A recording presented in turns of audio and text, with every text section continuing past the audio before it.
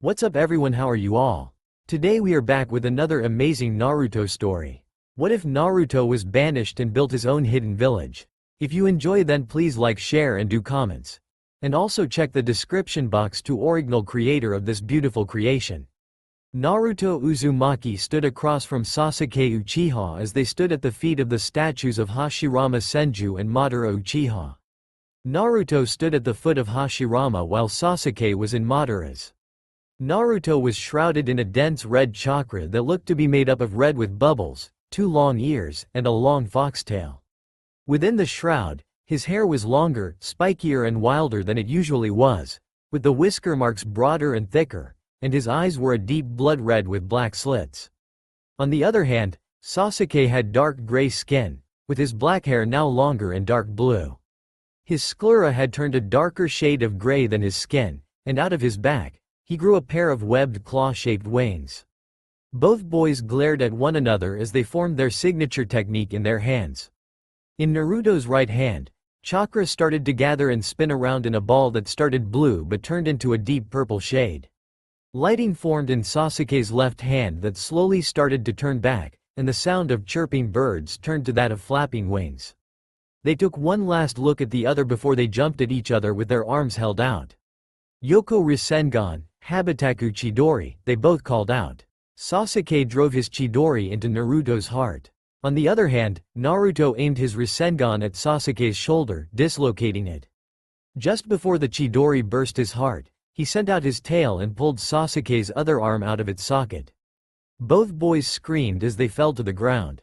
With Naruto passing out, the red chakra around him started to move to the hole in his chest, and Sasuke's skin started to turn back to normal.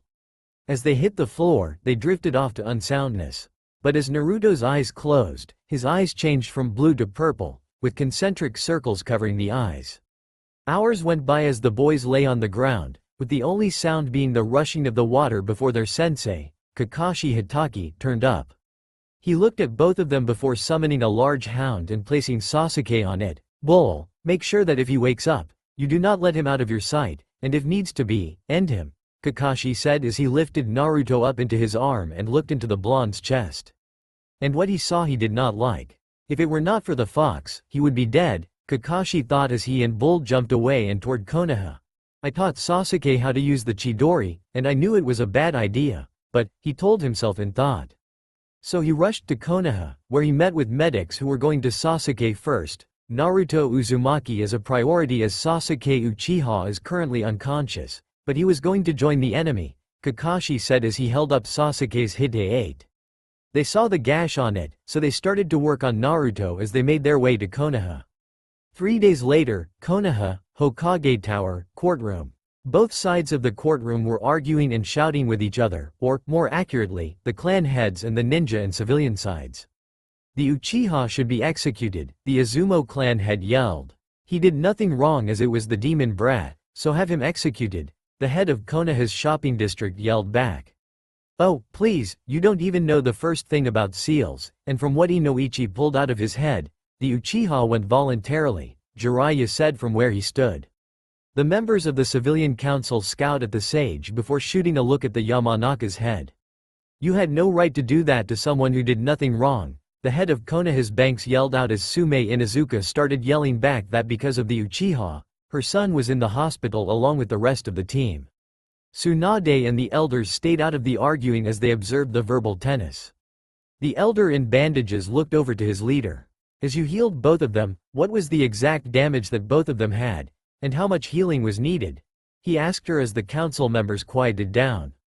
For Sasuke Uchiha, he only sustained dislocated arms and cracked ribs from where he fell at the Valley of the End, Tsunade said as she told them all. Naruto, on the other hand, had his spine broken, along with both his arms and a hole where his heart is that was getting fixed by the Kyuubi who saved him, she told them as the ninja looked pleased as they knew that Naruto had fought hard. "So if Uzumaki did not have the Kyuubi sealed within him, he would be dead," Kaharu said before she sighed. Hiyashi shook his head. "So that is how the Uchiha thank someone for saving their lives from a tailed beast," he said as he looked over to the civilian council. "He tries to kill him, just like them thieves," he told them with a scoff. So what he was ordered to do was only bring Sasuke back without harm, The head of Konoha's education said, but Shikaku sighed. Wrong. The mission was to bring back Sasuke Uchiha by any means necessary, and as we have been saying for the past 2 days now, the amount of force was necessary, and it worked, but for how long I wonder, he told them as an Anbu appeared in the room. Yes, Snake, Tsunade asked the masked ninja. Both Sasuke Uchiha and Naruto Uzumaki have woken up Tsunade-sama, Snake said as they looked up at their Hokage. Then bring them here so that the demon brat can. The head of the banks yelled out before a sword appeared at his neck. We only take orders from the Hokage, the Anbu behind him said as the man nodded. Bring them, and I want the Uchiha in chains, Tsunade called out as the Anbu nodded. And Uzumaki, Snake asked. If he cannot work, aid him, but he has done nothing wrong, she told Snake, who nodded as he disappeared from the room to get both genin. Sasuke Uchiha was led in with chains around him when they returned while Anbu helped Naruto into the room. Sasuke Uchiha, Naruto Uzumaki, do you both know why you have been called here today? Danzo asked the two boys, who looked up at him. I'm here because the civilian council does not like that I have enough power to stop the Uchiha from going rogue, Naruto said as Sasuke glared at him. Council members joined the Uchiha in sending hateful looks at Naruto. While we would not say that, you are correct, the head of the Nara clan said as he tried to hide his smile. Can you tell us how the mission went from when you left the village to when you woke up in the hospital? Shikaku asked him as Naruto nodded. Chunin Shikamaru Nara called me along with Genin Neji Hyuga, Kiba Inuzuka, and Choji Akamichi was sent after Genin Sasuke Uchiha, who had voluntarily left with 4 people from Oto with Genin Sakura Haruno being the only one to having seen him leave. We went to her first, Naruto was saying before a cough stopped him as he looked over to the civilian side to see the head of Konoha Bank was stopping him. That is very interesting now if you would get to the point, he said before an Anbu appeared behind him with a sword at his neck. One of my ninjas is speaking, so be silent while he speaks, Tsunade said before nodding to Naruto. Sakura told us that Sasuke left Konoha around 11 o'clock last night, and Shikamaru told us that the mission was a retrieve mission, be that dead or alive, Naruto said as the civilian side was shouting before Tsunade shut them up. Anyway, we all move out with each of us fighting a manner of this Oto team with Choji fighting the first one who caught us in Doden Kekai, Doro Domu, and then Neji was taken off to fight someone who had a spider like Kekkei Genkei or something, Naruto said as ninja side as the team of 5 was already down 2 members. After that, Kiba went to fight someone or 2 people, I don't know, as it looked like he was fighting 2 people in one body, Naruto said as they all nodded. Then Shikamaru was the next one to face one of Oto ninja as Sasuke was then released from some form of ceiling and was making his way out of the land of fire. And I made chase until I met someone who could use their bones to fight. The blonde added as the ninja looked at each other. Bones, you say? Inoichi asked as Naruto nodded. Yes, but Genin Rock Lee came out of nowhere and aided me and fought the Oto ninja in my stead while I went after Sasuke. And we met at the Valley of the End, Naruto told them as they all nodded. When I met up with he had his curse mark over him. And we fought with him, killing me 3 times, and if not for the Kyuubi I would be dead, Naruto said, shocking people, even Sasuke, who looked at him. What do you mean he killed you 3 times? Sume asked him. Naruto looked at her. The first time was when he snapped my neck completely, and then the Kyuubi fixed that, and we continued fighting. The second time was when he shoved a Chidori into my heart, destroying it, and the Kyuubi put it back together. We continued fighting, and then, for the final attack where I dislocated his arm, he shoved a Chidori that was powered up with the curse seals into my chest, destroying my heart once more, Naruto said to them as they looked at each other. So the Uchiha has not only become a traitor but also has committed treason by attacking Konoha's weapon of war, Inoichi said as the civilian side scowled at him. Tsunade looked over to Sasuke with a raised brow. What do you have to say in your defense? She asked him. Sasuke looked up. I was going off to be a spy for Konoha, Sasuke said as Inoichi started laughing. I would have seen that thought when I was in your head, he told Sasuke as the Uchiha sent a hateful look up to the Yamanaka clan head. So you have no defense? Tsunade asked the Uchiha, who moved his hateful look over to her. Now then, with no defense for what you have done, I, Tsunade, the Godem Hokage, sentence you, Sasuke Uchiha, to life imprisonment for the crimes that you have committed, them being the time of treason, Attempted manslaughter, Tsunade told Sasuke as Anbu appeared next to Sasuke. Then we, of the civilian council, banish Naruto Uzumaki for hurting and almost killing the last Uchiha along with and for being a risk to Konoha. A member of the civilian council yelled out as the ninja turned to him. And we have the signatures of both the daimyo and his wife, he said before laughter filled the room. Everyone turned to see Naruto laughing, and Jiraiya was chuckling.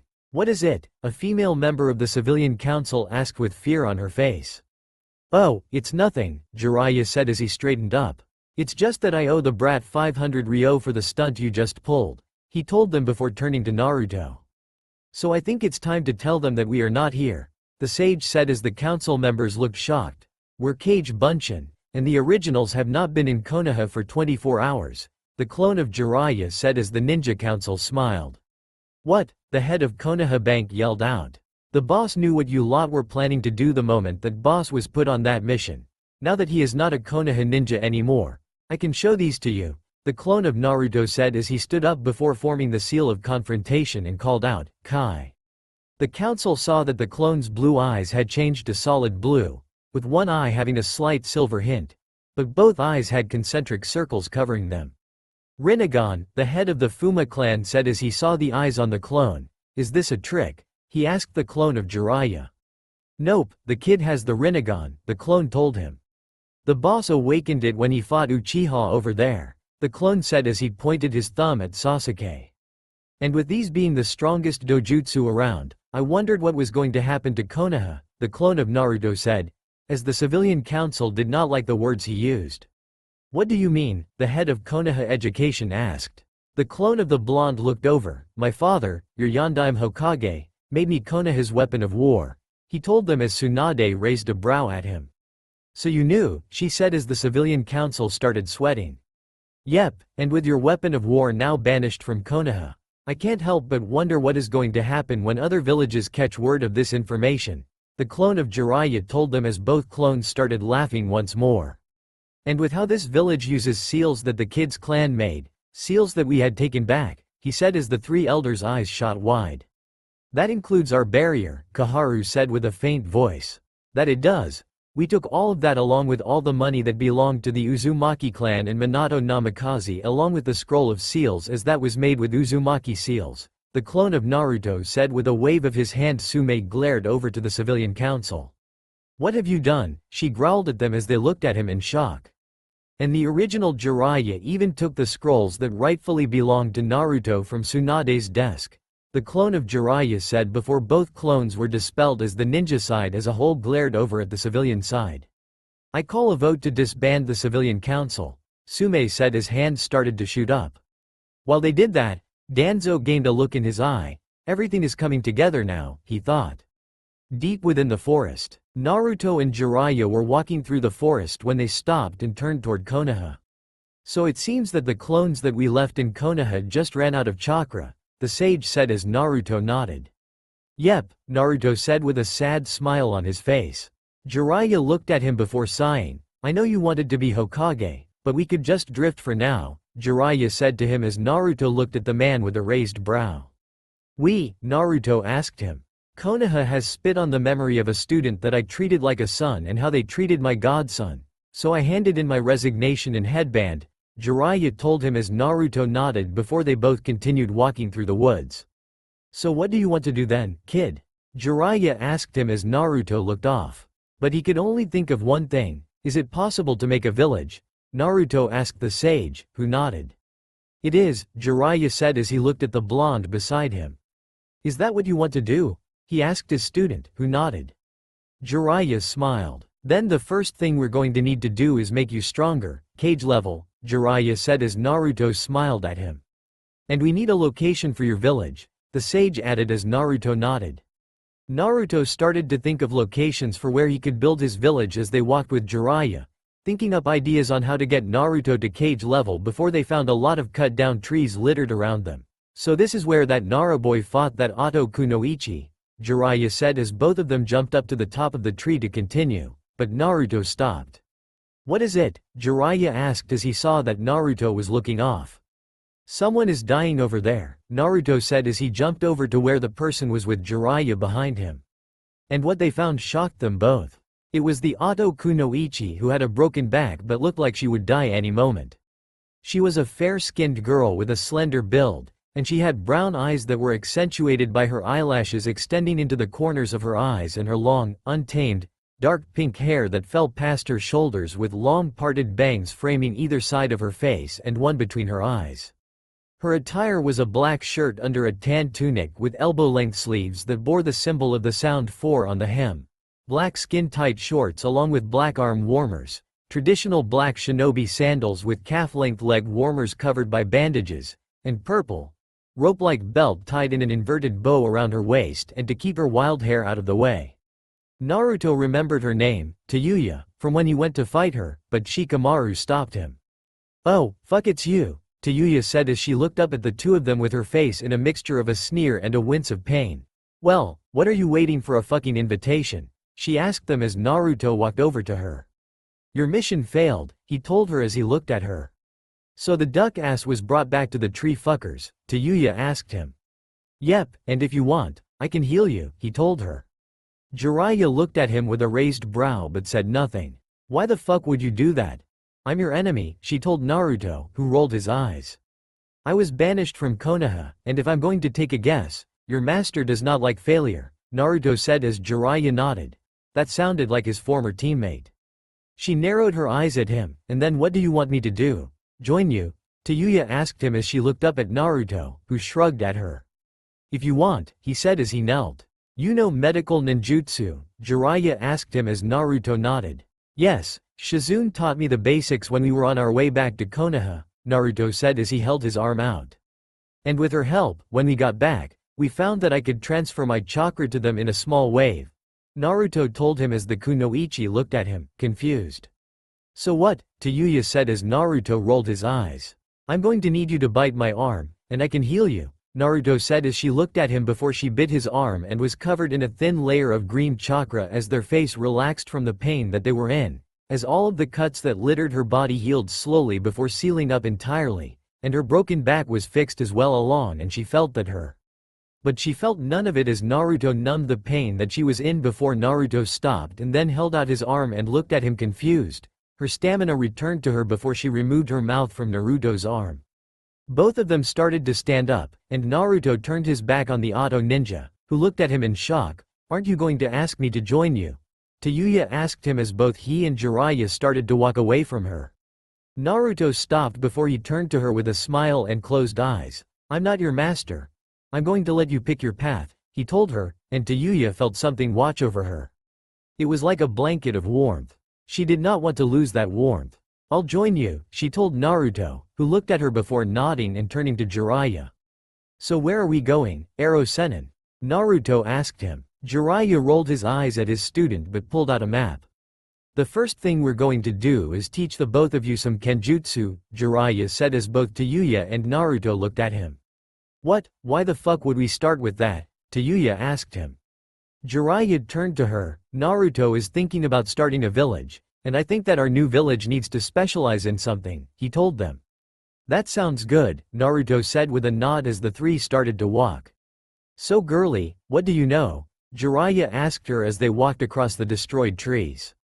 "First, my name is Tayuya, and the normal stuff that a ninja of Oto knows, the forming sound technique, the Kawarimi no Jutsu, Funyu no Jutsu, Kaifu no Jutsu, Nawanuke no Jutsu, Sarento Kiringu, Henge no Jutsu along with the Kanbi Henge, Kinobori no Shugyo, Suimin Hoko no Gyo," she said as Jiraiya nodded and wrote down her abilities, "and with me being the Genjutsu specialist of the Sound 4, I used my flute to cast Mateki. Genbu Sokyoku, Mateki. Mugen Ansa.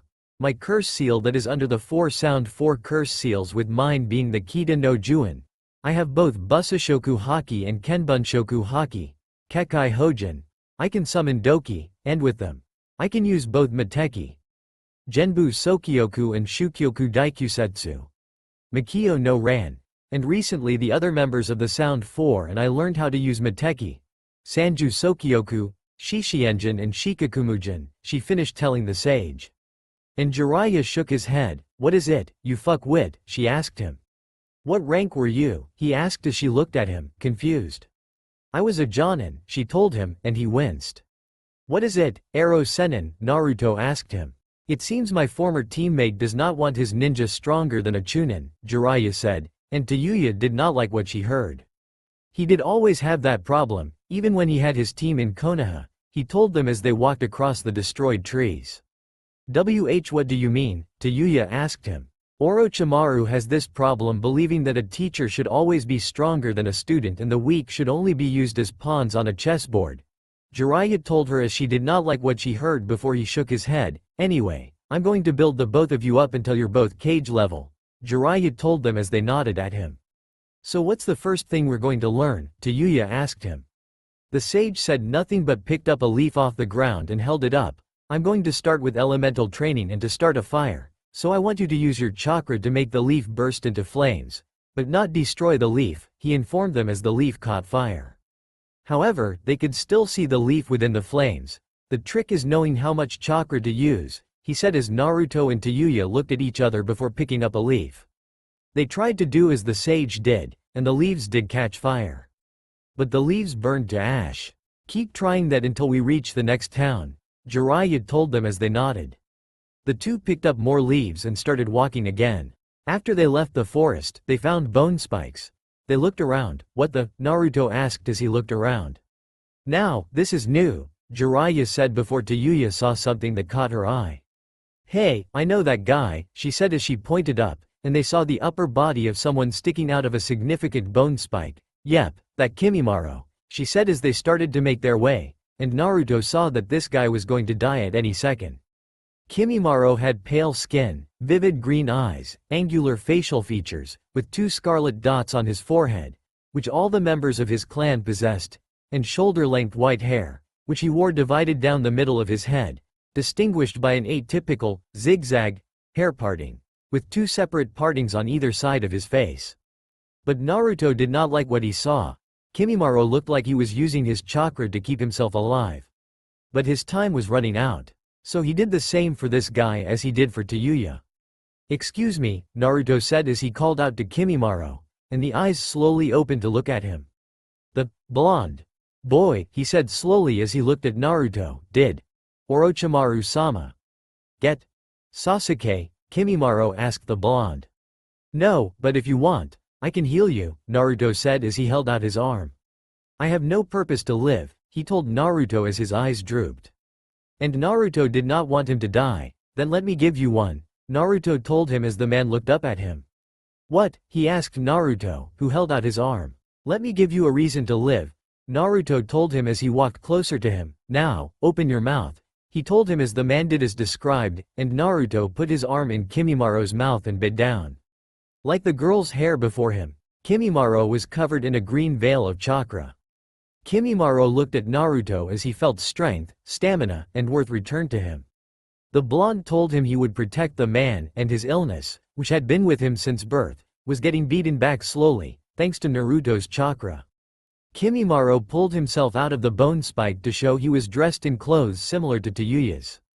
His clothes consisted of light lavender, loose-fitting, long-sleeved, zip-up shirt, black pants cut off around mid-calf, bandages wrapped around his ankles, traditional shinobi sandals, and a purple, rope-like belt tied in an inverted bow around his waist along with black pants. Kimimaro looked at Naruto before kneeling to him.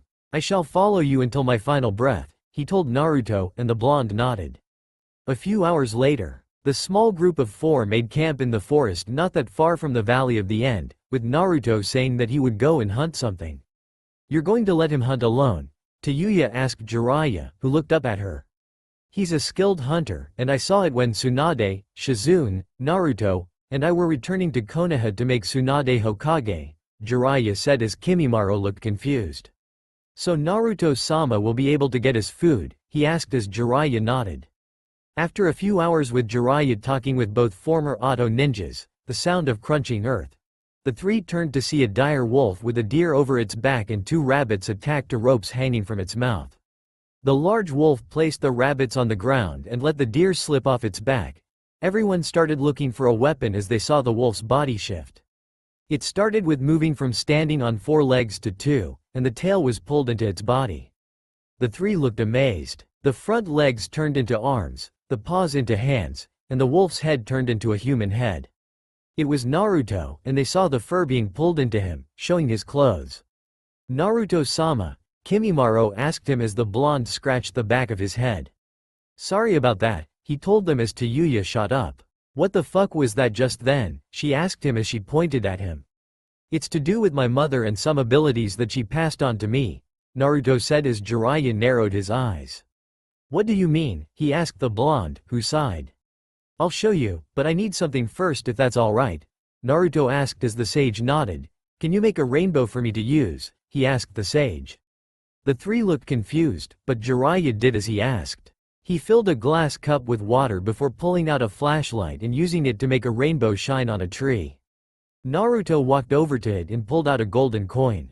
"Oh, Iris, goddess of the rainbow, please accept my offering," Naruto said as he flipped the golden coin into the rainbow, which rippled, shocking everyone.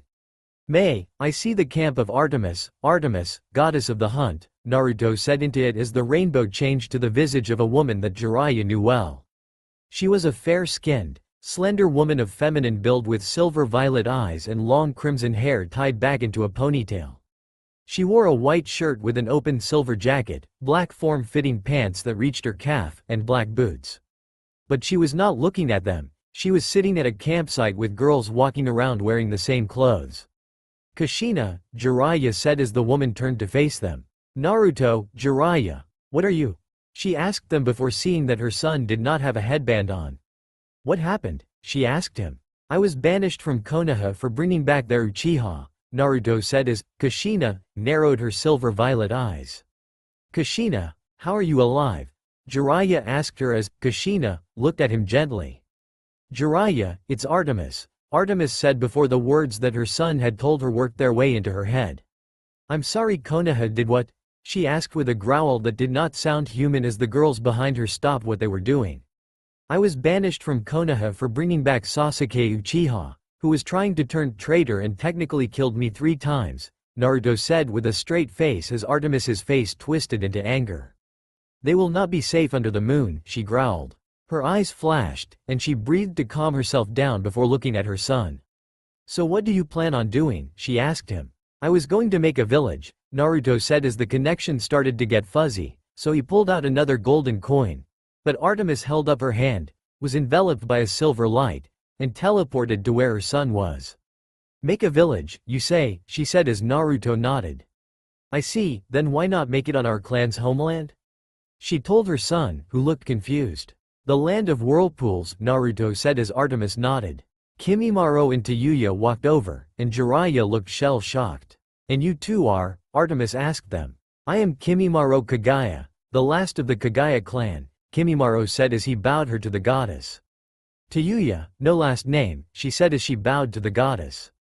Jiraiya shooed his head before going over. "How?" was all he could say. "I was punished because one of my hunters did something that I did not allow, but she did it anyway, so I was put in a mortal body," Artemis told him. Jiraiya nodded before Artemis turned to her son. "And I think that you should build up on the remains from Uzushiogakure to make a Uzugakure," she told him. Naruto nodded as Jiraiya gained a look.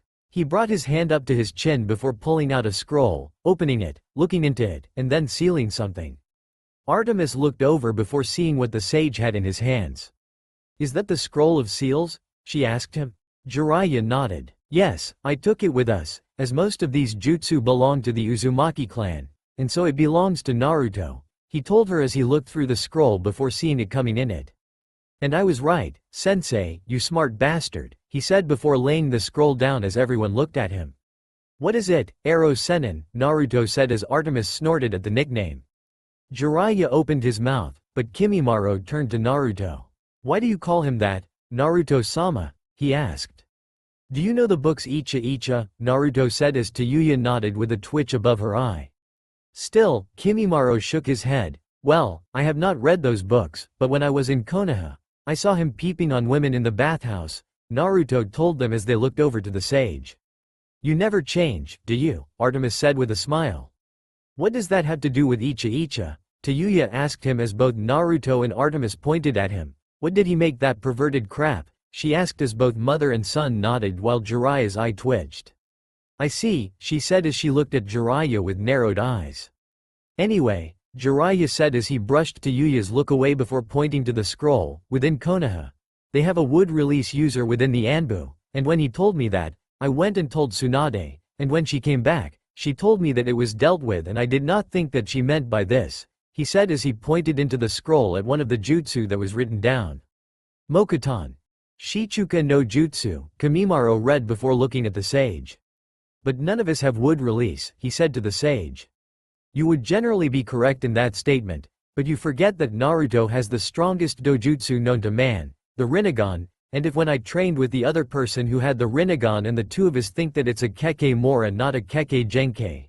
Jiraiya told the bone user before pointing at Naruto's eyes. It is known that the Rinnegan allows the user to do a multitude of things such as grant access to the 5 basic natures, and if I'm right Naruto can use wood release by mixing water release with earth release, he said as Naruto looked confused.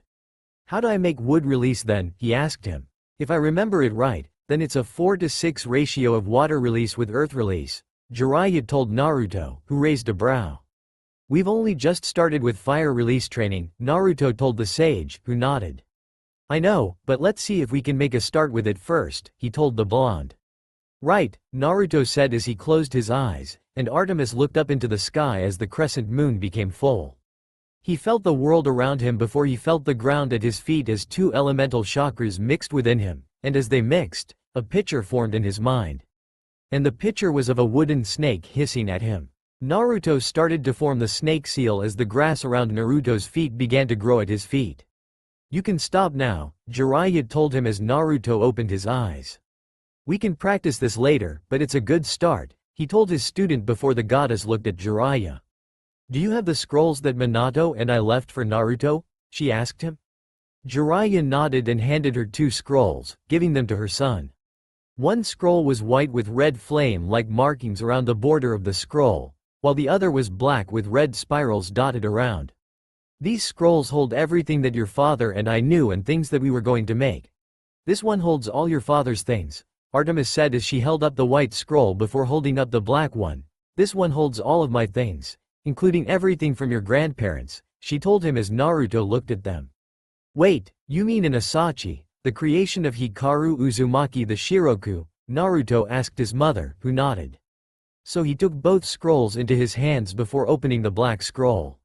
He found a seal with the word sword and pumped his chakra into it as a plume of smoke formed above the seal. When the smoke disappeared, it revealed a prosocline stature that looked at Naruto before Artemis looked at Naruto. Naruto, push your chakra like you're making a jutsu, she told her son. Naruto held out his hand and knelt and offered Naruto its hand, and Naruto sent his chakra into it as it was encased with an orb of chakra before it turned into a katana. A black straight blade with a red flame like Hammond pattern. The katana handle is wrapped in crimson cords and black cloth. The Tsuba of Naruto's Zanpakuto is a disc with the Uzumaki clan crest on the Tsuba. This was the why people wanted to be rid of Uzushiogakure, Artemis said as Naruto looked the sword over. What its name, Kimimaro said asked the blonde. I don't know, Naruto said as he heard a whisper in his ear.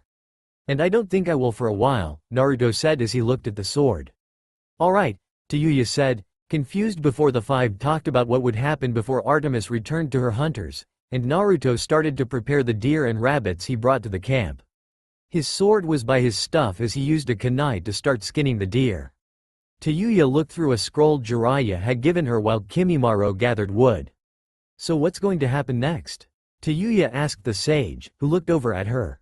I mean, we're heading to the former land of the Uzumaki and their former village, Uzushiosakure, but a village needs more than that, she said as Jiraiya nodded. A village needs clans, and as of this moment, we have 2 clans, Naruto said as he finished skinning the deer. We have the Uzumaki and the Kagaya clans, he told them as Kimimaro returned and looked at Naruto. You would let me remake my clan, he asked the demigod.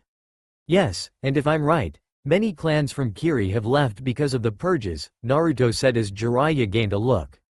I have an idea, he said, drawing looks from everyone. How would you 3 be alright if we start taking out the Akatsuki? Jiraiya said as Naruto narrowed his eyes while Tayuya and Kimimaro looked confused.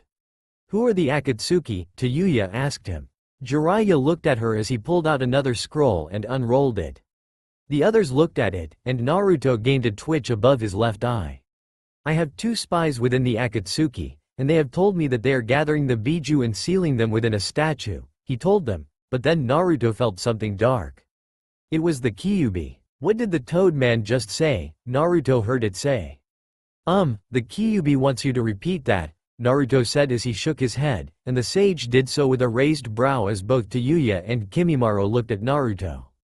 This group is playing with forces beyond their control, the Kyuubi growled to Naruto. Brat, let me take control of a cage Bunshin so I can tell you what this group is planning as it is not good, they said as Naruto relayed this to Jiraiya who nodded and summoned a clone. The clone looked at the 4 before its hair also grew longer and spikier. The whisker-like marks on his cheeks widened and thickened, and the rippled blue eyes turned crimson with a slit as it looked at them. As I told the brat, this group is playing with forces beyond their control and is trying to call something that would destroy the world, Kyuubi told them as they looked at the clone in shock. What are they doing? Tayuya asked him in fear. The statue that they are using, the thing that they want seal my siblings and I are in, is called the Gedo Mazo, and it is the husk of something that my father made when he created from his mother, who is the mother of all chakra and some would say the goddess of chakra. Kyuubi said as fear started to sink into the others, and she was turning into a being called the Jubi, but it can only be reborn if only a portion of the chakra is given over, but the form it could take is unknown. But right now which of my sibling do they plan to get first? The Biju asked as they looking over to the sage. From what my spies tell me, they are going to move on the Yonbi and the Gobi first as they are the ones that are the easiest to get to, Jiraiya said as Naruto looked at him. Then the first mission of Uzu is to stop the Akatsuki and make sure that the Jubi stays in myth, Naruto said as the Kyuubi looked at him and saw a visage of someone over Naruto. It was of its father, the Sage of 6 Paths. He unknowingly sent out a wave of energy that made the world stand still around them as Jiraiya nodded. Then we head for Iwa in the morning, and I'll inform my spies that it's time for them to strike, Jiraiya said. He also saw a visage of Naruto, which was of his student and Naruto's father, Minato Namikaze. The clone holding the Kyuubi was dispelled as Naruto turned to the animals he was butchering. I'll make food, then we'll get some sleep, Naruto said as he walked back over to the deer and rabbits. Tayuya and Kimimaro looked at Naruto in shock, but both felt empowered by him, so Kimimaro turned to Jiraiya. What was that? He asked the man. The Hao Menzen, only those that have the power of Haoshoku Haki have that power, and it's them telling the world what is going on, Jiraiya said with a smile. It has been some years since I felt this, he said with a gentle smile as both Tayuya and Kimimaro turned to Naruto who was cutting away at the deer. Once Naruto was done portioning up the food, Naruto cooked it all in a pot with some water that was nearby before they all ate and got ready to head out in the morning. 2 days later, Land of Earth. The small team of 4 moved into the Land of Earth as they walked to the meeting point where they would find Jiraiya's spies. They found the 2 waiting for them as they approached the waiting point. The first was a relatively tall man of fair complexion who had black eyes, under which were long, pronounced tiered troughs and had jet black hair that was pulled back in a low ponytail, and his face was framed with center-parted bangs that extended to his chin. The ponytail and bangs grew longer over the years. The next was a very tall, muscular shinobi with a distinctive shark-like appearance. He had pale, blue-gray skin with small, round, white eyes, 3 sets of curved facial markings under his eyes, gills on his shoulders, and sharp triangular teeth. He styled his blue hair like a shark fin. They both wore long, black cloaks with red clouds, a red interior, a chin-high collar, hand dark purple nail polish, and dark blue pants, and both had a ring on the right ring finger. On the back of the man with the shark-like appearance was a large sword, roughly as tall as a full-grown man, wrapped in bandages. Ichai Uchiha is one of your spies, Naruto asked the sage as the 4 approached the 2 men. That's right, as they both had reasons why for joining the Akatsuki to spy for their village, but with how the Mizukage killed the one that Kisame worked for, Itachi came to me, and he and I started to work together to take them down, Jiraiya said as they turned to them. Jiraiya-sama, you called for me? The man with black eyes asked him, as did the man known as Itachi Uchiha.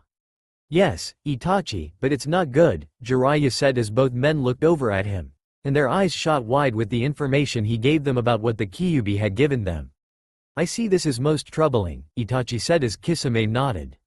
And you are sure about this information? He asked the blonde, who nodded.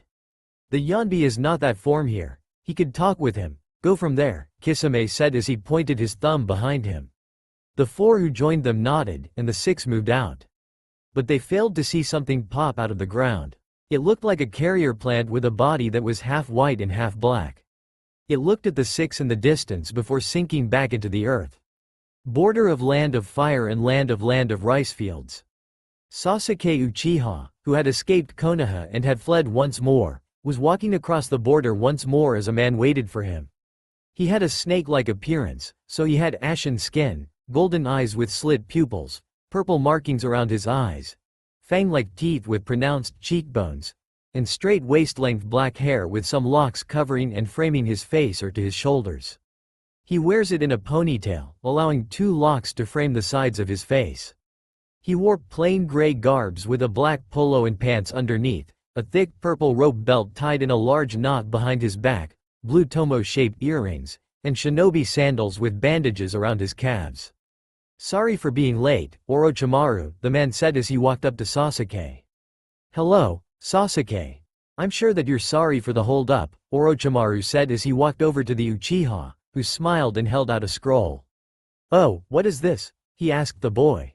Someone with the name of Shin Uchiha wanted me to bring him to you, so he taught me how to seal, and I sealed him in this scroll, and with it, I have a plan, Sasuke said as the man gained a wicked smile. Oh, go on, he said to Sasuke. You teach me everything so I can kill my brother and help Shin make an army of clones for him to remake the Uchiha clan. And in return, you can have one of the clones to have the Sharingan, Sasuke said as the man's smile became sinister. Oh, Sasuke, that is a brilliant plan, and I am ashamed that I did not think about it, he said as he turned around and started leading Sasuke into the land of rice fields. The two approached an extensive cave system with a large metal door symbolizing a musical note. So, are you ready to become an auto ninja, my dear Sasuke? Orochimaru asked the boy, who activated his Sharingan. I am, Sasuke said as the two walked in. As they entered, a large genjutsu was placed over the opening as Konoha Anbu laned looking around, having just missed the Uchiha. Rabbit, monkey, let's keep going, Anbu said in a tiger-masked voice as they moved on. The group of 6 embarked on a daunting journey, crossing the unforgiving, barren lands of the Land of Earth, a harsh terrain that tested their resolve. Their destination? The Land of Earth, known for its treacherous landscapes and powerful shinobi, is home to the Yonbi Jinchuriki, the host of the Four Tails. Jiraiya-sama, are you sure that joining Naruto and making another village is a good thing to do? Itachi asked the man. I do, the Toad Sage said as they moved across the land. I see a spark within Naruto that I've only seen in one other person, Hashirama, the Shoden Hokage. I only met the man about 5 times before he died, but I see the same spark that he had within Naruto. Jiraiya's voice was filled with unwavering belief. This contagious belief spread to the Uchiha, who looked over to Naruto. I did not know that you met the Shadima, Itachi said in genuine surprise, his curiosity piqued. He looked at the sage, his eyes reflecting his intense interest. Like I said, I only met the man 5 times, the last of which was when I joined the academy, but if both he and Naruto met they could be 2 pieces of pod. Jiraiya told him before they spotted a wooden hut that was close by. But then a man walked out of the hut. He had red hair, a mustache, and a beard that tapered off to a point. A prominent black armor ran across his cheeks and the bridge of his nose. He wore a long-sleeved magenta kimono shirt and pants, a mesh armor shirt and fitted black suit underneath, and calf-length sandals. His imposing figure and intense gaze made it clear that he was not to be underestimated. So, what are you lot doing here? The man asked as he walked out and prepared for a fight. We're not here for a fight, Yotan no Roshi, Kisame said as Roshi looked over to the shark man. And then you're here because, he asked. A warning from one Jinchuriki to another, Naruto said as he walked forward. Both of them looked at each other before Roshi walked up to Naruto. And that warning is? He asked the blonde. There is a group using the Gedo Mazo to bring back something called the Jubi, Naruto told him, his voice grave. This group, known as the Akatsuki, is a dangerous organization with a plan to gather all 9 Biju and use the Gedo Mazo to seal the beasts within it. We must stop them. Roshi, did he say the Gedo Mazo and Jubi? The Yonbi asked his Jinchuriki. Yes, why? Roshi asked his tailed beast. Then we must hear his warning, as it is dire, the Yonbi told him as Roshi nodded. Alright then, what information do you have? He asked. Naruto looked over to Jiraiya, who nodded and walked up. The group is called the Akatsuki, and they have a plan to gather all 9 Biju and use the Gedo Mazo to seal the beasts within it, he said as Roshi rubbed his chin and did not like what he was hearing. I see, who is in this group? He asked the sage. Deidara, the mad bomber of Iwa, Hidan, the immortal butcher, me along with Kisame here are acting as spies for Jiraiya-sama. Goshin no Kakazu, Orochimaru, Akasuna no Sasori, Pain, the current leader of AIM, an unknown woman who can use paper, another Uchiha that is using the name of Madara, and a creature called Zetsu. Itachi told the man as Roshi looked at him before nodding, and they had planned to send 2 people after you, as both Kisame and I have left the organization. I do not know who they will send after you, he informed the man. White traitor. It's me and my man, Sasori, a voice from high above them said as everyone turned to see a blond man standing on a giant clay bird. The first was a man with slanted blue eyes and long golden blonde hair, which he wore drawn into a half ponytail with the rest hanging freely. His bang was hanging over his left eye. He wore the same cloak as Kisame and Itachi. The other did not look like a man, as it was hunched over. Deidara, it seems you have fallen far, Roshi told the man as the blonde had his bird fly down and land as both men got off it. Oh, I'm sorry sensei, but I think that this is the better path for me to show the world my art, Deidara said as he walked up. And Itachi, Kisame, the 2 of you will make fine puppets for me when we're done with you, the hunched man said. Who's the freak? Tayuya asked as she pulled out her flout. That would be Sasori, Itachi told her as they prepared to fight. Tayuya, Kimimaro, if you need to use your curse marks, but use them as a last resort, Naruto said as he drew his sword. Understood Naruto-sama, Kimimaro said as he pulled out a bone sword. Got it, Tayuya said as she prepared to perform a genjutsu. Now this is a fine mess you're in, Itachi, a female voice said. Itachi's eyes shot wide as he looked around before he spotted a woman walking out of the forest. She had long brown hair with bangs framing her face, onyx eyes, and a mole under her right eye. She wore a dark blue kimono-style blouse with vertical lines, tied with a dark red obi around her waist, baggy blue pants, a shuriken osler on her right leg, and black sandals. How? Itachi asked her as she looked at him. When you cast your genjutsu on me it awoke my Mangekyo Sharingan that broke out of your Tsukuyomi, the woman said to him as Itachi nodded before they looked at the Akatsuki members with narrowed eyes. They then shot forward, kunai at the ready, as the woman's and Itachi's eyes turned to the Sharingan. Who is she? Naruto asked as he got ready to fight. No clue, Kisame said as both Itachi and the women went after Sasori.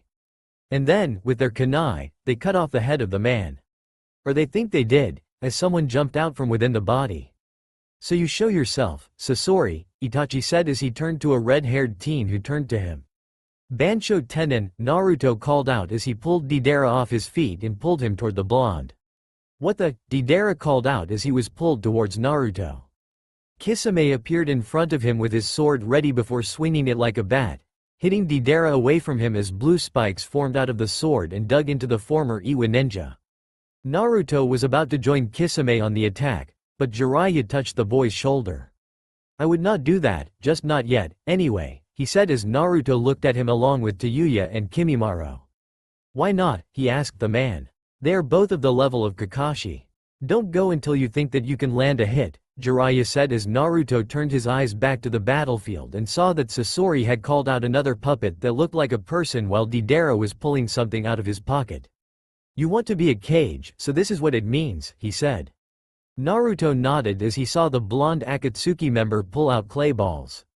The veins around his eyes bulged as he looked at the balls. He has explosion release and with those clay balls he animates them so that they can attack in his behalf, the blonde said as Deidara's eyes shot wide while Roshi narrowed his eyes. So you stole the kinjutsu of Iwa, he said as Deidara rolled his eyes. Oh, so what? The Tsuchikage did not recognize my art, So I decided to show him our greatest ninjutsu, Deidara said as he tossed the balls out. They turned into spiders and flew into the air. And with the speed of a hunter, Naruto threw kunai, which was infused with lightning release chakra, and they hit the spiders before they fell to the floor inactive. Good work, Kisame said, running towards Deidara with his sword ready. What? How did you? He cried as the shark man moved in on Deidara, raising his sword before bringing it down onto the former Iwa ninja's shoulder. That was done well, as the technique that he is using allows him to gather both explosion release and earth release into the clay, Roshi told Naruto, who looked at the man. And you used your lightning release to nullify them with just that one move, he added as Jiraiya smiled. So you were listening, he told the Uzumaki. I have to every now and then, Naruto said with a smile before he turned to look at Deidara, who was dodging Kisami's swings. He then looked over to see that Sasori had released dark grayish sand from the upper he was using. Tayuya. We need to make sure that he is kept off balance before you use that on him. Kimimaro, I'm going to need to lend support fire, he told the two with him as they nodded. Understood, they both said as they got ready. He's taken control and not wasting his orders, Itachi thought as he jumped out of the way of the sand. So the kid can lead. I wonder what Itachi is going to do now that he knows I'm alive, the woman thought as both of them moved out of the way of the sand. When an opening was found, Tayuya started going through hands sealed before she called out, Kaden. Hosenka no Jutsu, and released pellets of flame from her mouth. While Kimimaro held his hand out as bone pellets shot out and flew at Deidara. Over with Itachi and this woman and why both moved away. So this is the Sandine case cage, Itachi said as he looked at the puppet, and is this your skills, the human puppet, he asked the man. That's right. First, I remove the body's organs, then I clean and drain away the blood, then I add preservatives to make sure the body will not decay, and finally, I add weapons and defenses to it, he told Itachi, who raised a brow while the woman looked disgusted. And with some of these puppets, I can use their skills, just like the iron sand of the Sandane case cage, Sasori explained to Itachi. I see, then I know what I have to do to put the man to rest, Itachi said as he closed his eyes before opening them once more to show that his Sharingan had changed to a three-bladed pinwheel. So that's the famed Uchiha Mangekyo Sharingan. I have to say that it looks nice, but, Sasori said before black flames formed around the puppet he was using, and the man jumped away. What did you do? He screamed at Itachi, who looked at the puppet user as the iron sand fell unmoving. Amaterasu, flames that do not go out unless I wish them so, Itachi told Sasori, who looked murderous at the man. These flames can be called out only by me. Well, at this moment anyway, he said Sasori as the puppet of the Sandane case cage burned away. Now he can truly rest now, the woman next to Itachi said, as Sasori did not look happy. He looked at both his opponents before sighing. I guess it can't be helped, he said as he removed his cloak and showed his body. It was that of a puppet. So you did this to yourself as well? The woman asked as Sasori looked at her. Yes, and I did not think I would be using it on you, but here we are, he said as a long cable slithered out of his chest and two blade-like wings formed from his back. It really has been a while since I've had to use myself, Sasori told them as he started to look deranged along with a twisted smile on his face. He then jumped at them with his hands out as two nozzles popped out, and a scroll on his back disappeared. And then, water shot out of his eyes, cutting into the ground. Can you use your Amaterasu on him? The woman asked Itachi, but the man shook his head at her. No, it's taxing on my eyes, and we needed to get rid of that puppet, he said as he met eyes with the Toad Sage, who nodded before speaking with Naruto and the holder of the Yanbi. I see what you're planning, Sasori said as he stopped the water, and another scroll disappeared. This time, a burst of flames came from the nozzles. And here I thought that only Kakazu had control over multiple elements, Itachi said as Sasori let out an insane laugh. But they did not know they were being watched from afar by a white and black creature with green hair and a Venus flytrap popping from its shoulders dressed in the Akatsuki cloak. So it seems that Itachi and Kisame have turned against us, the white half said as someone stepped out of the shadows. It was a man with an orange spiral mask with one eye hole, so it seems, the man said as he looked at the fight, and it seems that Kyuubi has gained the Rinnegan, he added. That's right, but there is more to it. I feel as if something is not right, the black half said as the man narrowed his eyes at the fight. He then turned his head towards the woman fighting Sasori with Itachi, and here I thought that he killed them all, he said as the creature nodded. He did, but she must have gained a Mangekyo ability like your Kamui, the white half of the creature said as the man looked at the fight. He then said that Roshi and Jiraiya joined the fight, with the sage helping the two Uchiha. They watched as Roshi ran towards Deidara with a fist of molten rock while Kisame was tearing into the blonde.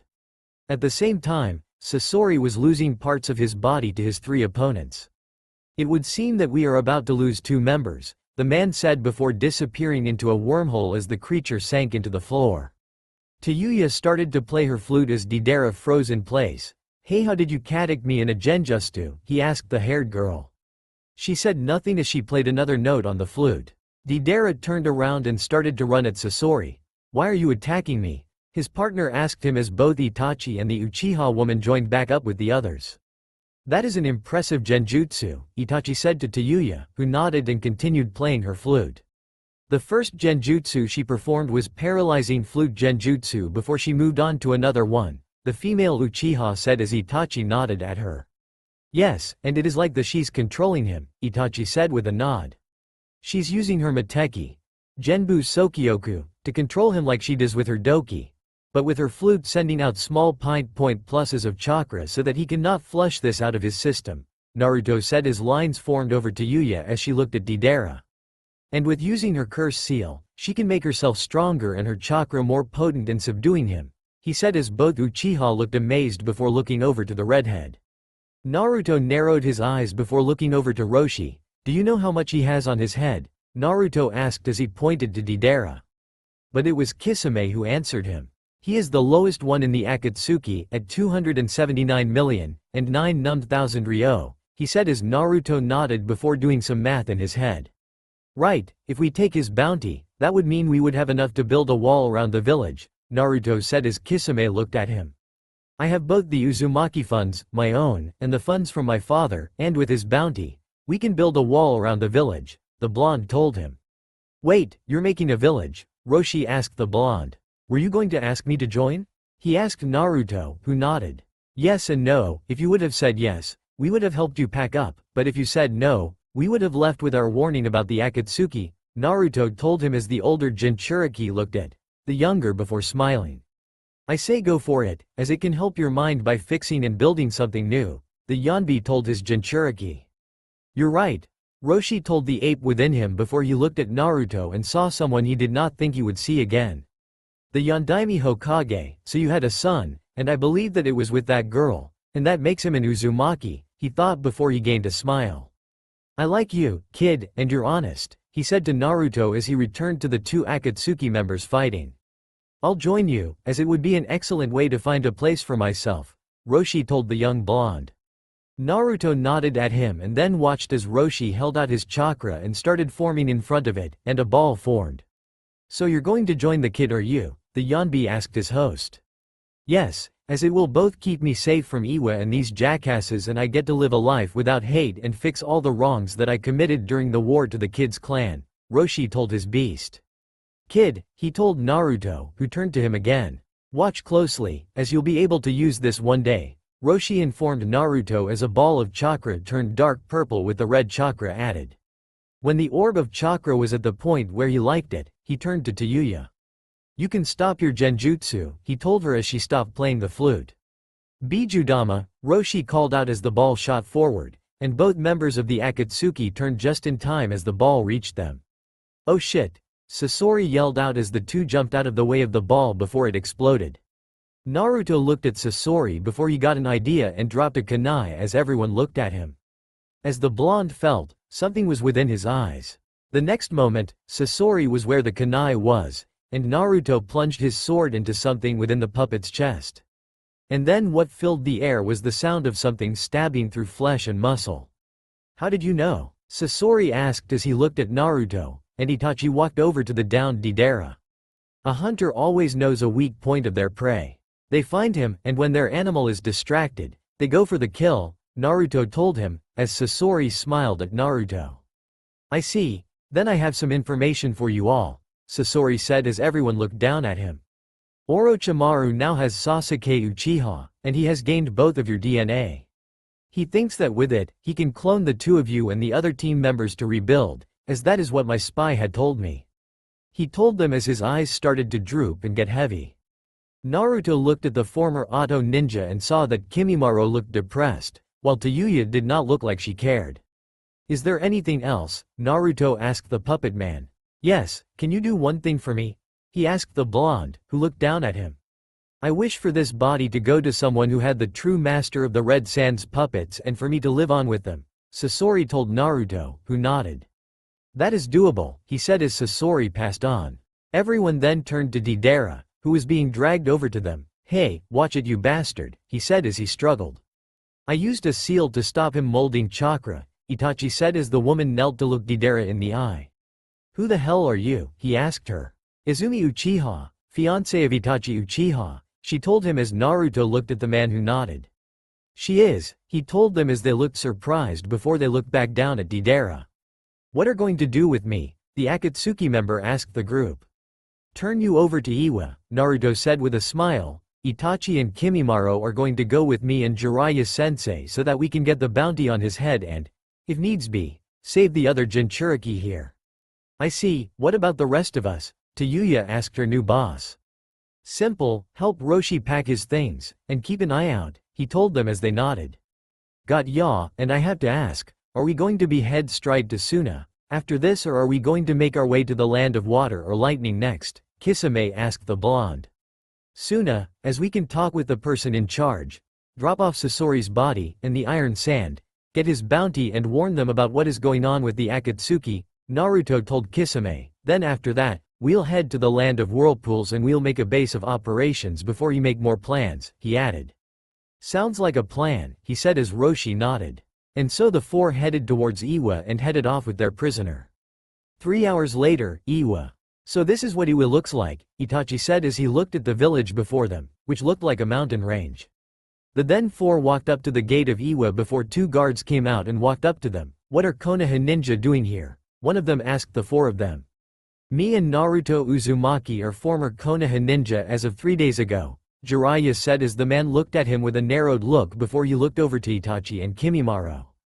I see, then why are you here? He asked them. Bounty of this one, Naruto said as he pointed behind him. Kimimaro and Itachi lifted Deidara, who was knocked out of what Naruto had done to him. The guards looked shocked before they signaled down an Anbu, who looked at them. Can you take these to the Tsuchikage? I think he would want to see this, he said as the Anbu looked at the bound Akatsuki member, nodded, and led them inside. And so the 4 were given a look around Iwa with the buildings and how it was designed. So this is Iwa, Naruto muttered as he looked around. This is my first time in another village, the Anbu asked Naruto, who nodded. I see, Iwa is a village that spars like the ground around us. We make sure we use what we trained in with the other lands, she told Naruto. Amazing, he said as they entered the Tsuchikage's building. After a few minutes, they reached the door to the Tsuchikage's office, and the Anbu knocked on it. Come in, a voice called out as the group was led in. They found a very short, old man with a triangular beard, a mustache with angular corners, a big red nose and thick eyebrows. The top of his head was completely bald, although he had long white hair on the lower half, styled in a traditional Chanmage haircut, the back of which was tied with a yellow ribbon into a top knot. The Tsuchikage wore a split-apart green coat divided into 4 sections with yellow trimmings and a red collar. Underneath, he wore the traditional Iwagakure outfit consistent with a light green version of Iwagakure's flak jacket and mesh armor. So what are you doing here? The Kage asked. Itachi and Kimimaro walked forward and put down their captive. So you've finally been caught, have you? He said. Deidara woke up and looked around before spotting the Tsuchikage. Hey there old man Onoki, how's life been? Deidara asked the man. Better than it has been treating you, you traitor, he said with narrowed eyes while Deidara scoffed at him. Oh please, you have grown senile if you think that, Deidara said while Onoki just looked at him before moving his eyes over to the former Konoha ninja and former Auto ninja. Thank you for bringing him here, and with that we'll bring out his bounty for you and even the price for the kinjutsu that he stole, Onoki said to them. You can keep the price for the kinjutsu, Naruto said as the 3 with him looked at him in confusion. I know that I have both recruited Roshi and sought to recruit the Gobi Jinchuriki as well, so I know have some men are, he said as Jiraiya's eyes shot wide while Itachi's narrowed at Naruto. At the same time, Kimimaro showed nothing, but he was also surprised. But Onoki smiled at Naruto. Indeed, I didn't know that Roshi had joined you, and as for Han, are you saying that you would trade the Kinjutsu that Deidara stole in exchange for Han? He asked Naruto, who nodded, done. But can I ask why you are gathering the Jinchuriki? Onoki asked them, so they gave the information as the man did not like what he heard. Are you sure that this information you have gathered is accurate? He asked the four, as Deidara hoped it was also false. Yes, our Sowers is a Kurt, he said as Onoki folded his hands on his desk. I see, and you plan to start a village on your clan's old grounds, he asked Naruto, who nodded. Yes, the demigod said as Onoki turned to the Anbu with them. Go and get my granddaughter and Han, the Tsuchikage ordered as the Anbu disappeared. Why are you call on your granddaughter? Kimimaro asked as he looked at the man. Politically speaking, you will need allies and I am hoping that I can start to fix the mistake that I made when Lord Mu was in charge of the village when he went after your clan. Onoki told the boy, who nodded. So a political marriage between the person to become the Azukage and your granddaughter, Itachi said as the Kage nodded. That's right, but I know you need to build your village first, so when you send a letter we'll send my granddaughter, and with Han. On his way you can meet her as well, Onoki explained to them as they nodded at him. Talks developed with Naruto saying that fruit and vegetables would be sent to Iwahole. Onoki was saying that he would send builders to aid in making the homes once Naruto had made them with wood release. But before more could be said, a knock came on the door, and two people walked in with the king's call. The first was a very tall man who was heavily armored. He had light brown eyes and was eyebrowless, and his armor extended to the bottom half of his face, covering it up. Underneath the armor covering the bottom half of his face, he wore a white cloth covering both sides of his face and the top of his head. Aside from his red armor, he also wore a red kasa over the white cloth, which seemed to be composed of the same material as his armor. He wore his Iwagakure forehead protector on a black cloth, and over his armor, he wore a black gi, with the sleeves seemingly torn off and black gloves. He also wore what seems to be a bronze-colored ring around his neck, which he wore over his red armor. Also, the armor covering his arms, legs and torso was plated. The other was a girl a little older than Naruto with short, black hair and distinctly black eyes accentuated by eyelashes running upwards at the corners. She wears the standard attire of the Iwa Nin, consisting of a red uniform with her right sleeve missing and a lapel over her right leg, fishnet tights, and a skirt over them. She also wears regular shinobi sandals and a pair of gloves. Thank you both for coming here, Onoki said to them as they looked at their cage. Han, I know you dislike the village for what it has done to you, he said as the man in the armor looked away. Yes, but I must serve or death is next, he said as his cage sighed. Well, that is luckily no longer a need, as you are being relieved of duty to Iwa and age joining a newly formed village, he told the gobi holder, who looked confused before looking over to Naruto and the others. I see I'm joining them then, Han asked as Onoki nodded. So Han removed his headband and handed it over. Thank you for your years of service, Onoki told Han as the group +1 was handed a money case and escorted out of the building and village. The girl watched this happen before she turned to her grandfather. What is happening? She asked him. I am correcting a wrong that I once made, and in doing so, building a bridge, he said as he looked at her. Kuritsuchi, that young man that was in here, what did you think of him? Onoki asked her. Why? She asked her grandfather. It's because the old man is going to marry you off to him, Deidara said as both turned to him. I legitimately forgot about you for a second, Onoki told him plainly before his eyes turned cold. So, your group planned to create something that would have ended the world, he said to the bound man. Hey, I did not know that was the plan, Deidara said, trying to defend himself. But Onoki was having none of it, so he snapped his fingers as an Anbu appeared behind Deidara and cut the man's head off. Was that really necessary? Kuritsuchi asked him as the man nodded. Yes, and with his group making something that would have ended the world, I cannot risk his pulling something that could get him free, Onoki said before he turned back to Kuritsuchi, but he was somewhat right. I am making a marriage between the two of you so that we know that 3 Biju will not be used against us, he told her as she sighed. Okay, but then what do I do? Be the perfect wife to him. I'm only one woman, she said as her grandfather nodded. You are, and he is going to need to rebuild his clan to bring them back, and in doing so he will need to marry multiple women, So you need to be at least making sure that Iwa does not become a target, Onoki told her as she nodded. I understand, she said with a nod. With Naruto, the group of 5 made their way to the gates of Iwa once more, and people looked at Han, confused. So where is this new village going to be made? He asked Naruto. The land of whirlpools, he answered. I see, are we heading straight there or do we have to go to another place first? Han asked him. The latter, as we need to head to Suna to get another bounty from Suna for Sasori and inform them of the Akatsuki as well before he heads over and starts the building of the village, Kimimaro said, and Han nodded. So they made their way over to where the others were, and when they reached them, they found Kisame teaching Yuya some water release jutsu. And that is how you form the water within your stomach to send it out, Kisame said as the girl nodded before they spotted the others. So to Suna, he asked as the others nodded and started walking. 4 days later, Land of Wind. The group of 9 slowly moved across the desert sand before they spotted the village. I still have no idea how people can live out here, Kisame said as he chugged water. When they reached the gates, they were instantly led to the case cage building, where the standing case cage awaited them. It was Gaara's sensei. Good afternoon all. Why are you all here? He asked the group. Well, Baki, we're here for 2 things. One of them is a bounty that we come across along with a gift and warning, Jiraiya said as he released Sasori's body. I see, so he's been caught. But why does, Baki started to say as Itachi interrupted him. He turned himself into a puppet, he said as Baki sighed. He had a final wish for someone who uses the Red Sands puppet so that his skills will live on through the work of the puppet, Itachi said as Baki nodded. That makes sense as, Baki said as Asuna Anbu abbered next to him. Get my genin team here, so that Kankuro can get used to his new puppet, he told them as the Anbu nodded and moved out. And what is this warning that you need to give? Baki asked them, and Naruto told him as the man looked shaken. Are they all that strong? He asked, thinking about Sasori. No, Sasori and his former partner was the weakest members of the group, with both me and Kisame being higher than them, but the team in the middle of us was of 2 immortals that are hard to take down because of that fact, Itachi said with Kisame nodding along.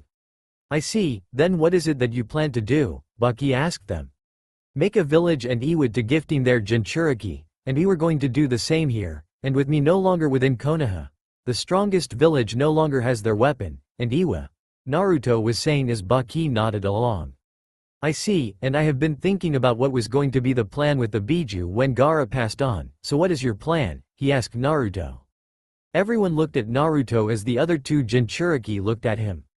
Making people Jinchuriki is not my plan if you're thinking that. My plan is when I'm on my deathbed to use a seal I am making to send them to another realm so that they are free from humans and the humans are free from them, Naruto said as everyone's eyes shot wide. How? Izumi asked him as Naruto looked over to her. The Uzumaki worship the Shinigami, we are her tools and we ask nothing in return, and I want to bet that she is going to give one boon, Naruto said as people's eyes shot wide. I see, no force is more powerful than death, so you will use something that she has wanted for so long to sweeten the deal, Itachi said as Naruto nodded. Yes, I was thinking about it the other day. What is the one soul that is always escaping her grip, the one who slithers and hides away? Naruto said as people's eyes widened even more and smiles formed. Orochimaru's, Yuya said as Naruto nodded. Yes, the Uzumaki clan has the way to summon the Shinigami to seal things away. Why not a way to summon her for a wish? Naruto asked as people smiled while Itachi looked at Naruto with fresh eyes. I see. So while the Shadima wanted peace between the nations when he captured the beasts, Naruto wants none of that. He wants them to stand on their own without the beasts and have them grow on their own, he thought before smiling at the blonde. Then it looks like I'm joining the Azukage, Itachi told himself. Gaara and his siblings then walked in with an old woman who saw the puppet of Sasori. I see, so Sasori turned his body into a puppet, the woman sighed as she looked down at the body. He wanted his body to be used by someone who is using the Red Sands puppets, Naruto said as Kankuro looked shocked before he picked up Sasori's body. But that is not only why you have been called, Baki said as his 3 students turned to him. The 3 of you will be joining the village that they are making and I am thinking about he was saying, but Temari held up her hand. A political mirage between me and Naruto, Temari asked as Baki nodded. Yes, and so that we can form a good relationship with them as well as we have cut Konoha off with how they are acting, Baki said as the three nodded. We'll need a day to get our things together, Gaara said as Baki nodded at him. He then allowed them to go, and as they walked out, he left the elderly woman with Baki to talk. The next day, everyone was gathered, ready to head to their new home before Naruto heard something within his head. Brat, the Rinnegan allows you to summon animals that are not part of contracts, and they are part of your soul, the fox told Naruto, who looked amazed. How? He asked the beast. Focus on your Rinnegan, and then you will find one of 7 main abilities of your eyes. They are called paths. You are going to be calling on Animal Path or Chikushodo. With it, you can call on the animals of your soul, and they will be from large to small, but you will have complete control of them along with the ability to summon your allies to you as well, the Kyuubi told Naruto, who nodded. Naruto closed his eyes before he slammed his hand on the ground as multiple puffs of some form in front of the group. They all looked on, and when the smoke cleared, they found something that shocked them. Eagles with dark brown feathers the size of a medium summon stood there looking at them with Rinnegan's eyes. Where the hell did that come from? Jiraiya asked his student. The fox told me, was all Naruto said as they looked at the 5 eagles, with everyone looking back at the eagles. So everyone picks an eagle, and I'll have Jiraiya-sensei lead us, he told everyone as the 3 siblings got onto one, with the 2 Uchiha and Kisame getting on another. In contrast, Kimimaro and Tayuya got on one. Jiraiya and Naruto got onto the last one, so the birds stretched their wings and took off into the air. The sage started to lead the group across the air, with Access only looking down and Naruto changing course in the air so that he knew he was going the right way. Soon, they cross into open water, and Na brings the other eagles closer as everyone looks around. I have to say this is amazing, Tayuya said as she looked around with Kimimaro doing the same and gave a small smile. The air here is nice, Kankuro said as he felt the air on his skin. There it is, Jiraiya called out as everyone turned and saw an island they were approaching. We're making our village there, the land of whirlpools, the man said as Naruto started to make the eagles descend. They got closer to the island, and soon they landed. Everyone got off their eagles as they looked around, taking in the surroundings of the beach they were on.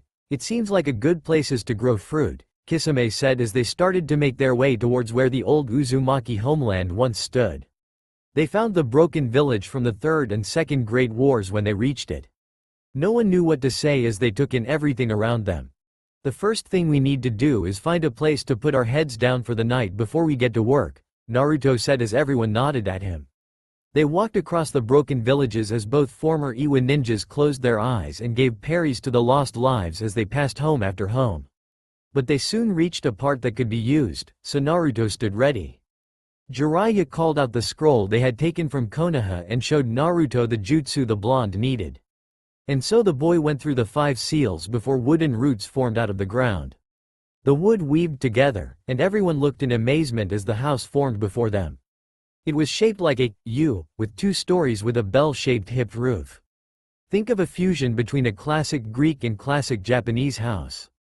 I've made rooms for everyone, along with a large living room where we can sit down and make a plan to move forward, Naruto said as everyone entered the house. Land of Sound base. Orochimaru watched as Sasuke fought a group of prisoners with Kabuto beside him, along with a pale-skinned man. It seems that Sasuke is coming along nicely, Kabuto said with a smile. Indeed, and Shin, we have started the cloning procedure, so they will soon grow into marvelous creatures for you, Orochimaru said, and the now named Shin nodded. Good, he said before he saw that his master gained a look in his eye. What is it, master? Shin asked.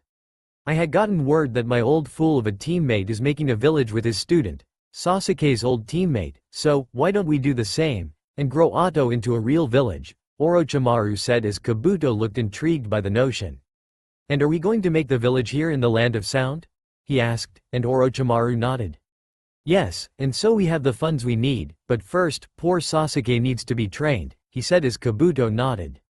Orochimaru-sama, a voice called out as he turned to see one of his spies within Suna arrives. Yes, he asked the man as the spy walked closer. Naruto Uzumaki has recruited the Ichibi, Yanbi, and the Gobi Jinchuriki into his ranks along with the Ichibi's siblings, Itachi Uchiha, Kisame Hoshigaki, and an unknown female Uchiha, the spy said as Orochimaru dismissed him. So he has both Kimimaro and Tayuya as well, from what another spy said, Kabuto said, but Orochimaru waved his off. It was my fault for not ordering someone to collect their bodies when I had the chase, he said, but he did not care. Anyway, what use are they? Tayuya was the weakest of the Sound Four, and Kimimaro is deathly ill, Orochimaru said as Kabuto nodded.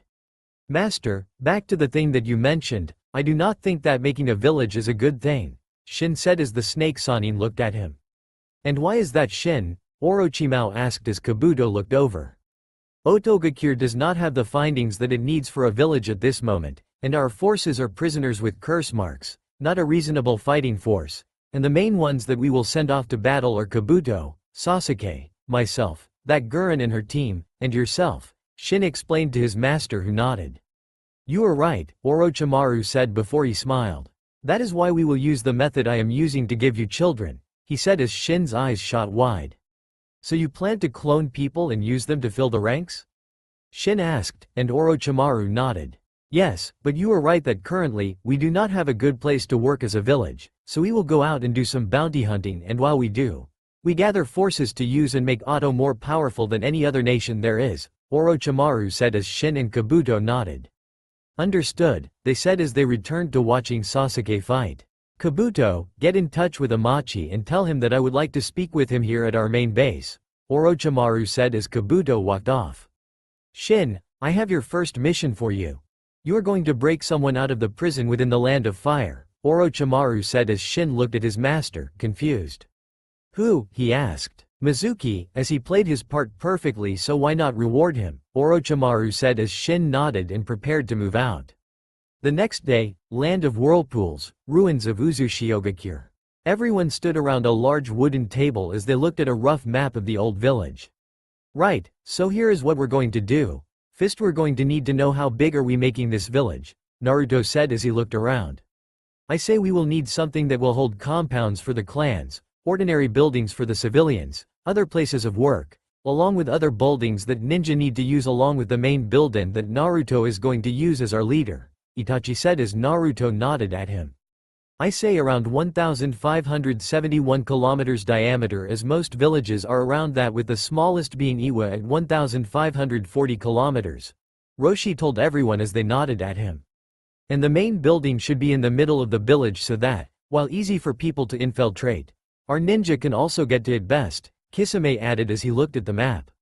A light, then. Next, we're going to be clearing some of the rubble away and starting to make it into a shrine to the fall of each of our friends, clan members, or allies in the past, Naruto said as everyone looked at him amazed. We do this so that we can make better world and so that I can have a place to pray, the demigod told them as they nodded at him. I'll have a look around the edge and see how the earth is and to see if it needs work to make it into farmland, Izumi said as she walked off. We're going to need our own force like Anbu, Naruto said as the others nodded. And they have to be given a name, Jiraiya said as the others nodded. You're right, as Iwa calls them both Anbu and Pebbles. Kumo has bolts, Kisame listed off as the others nodded.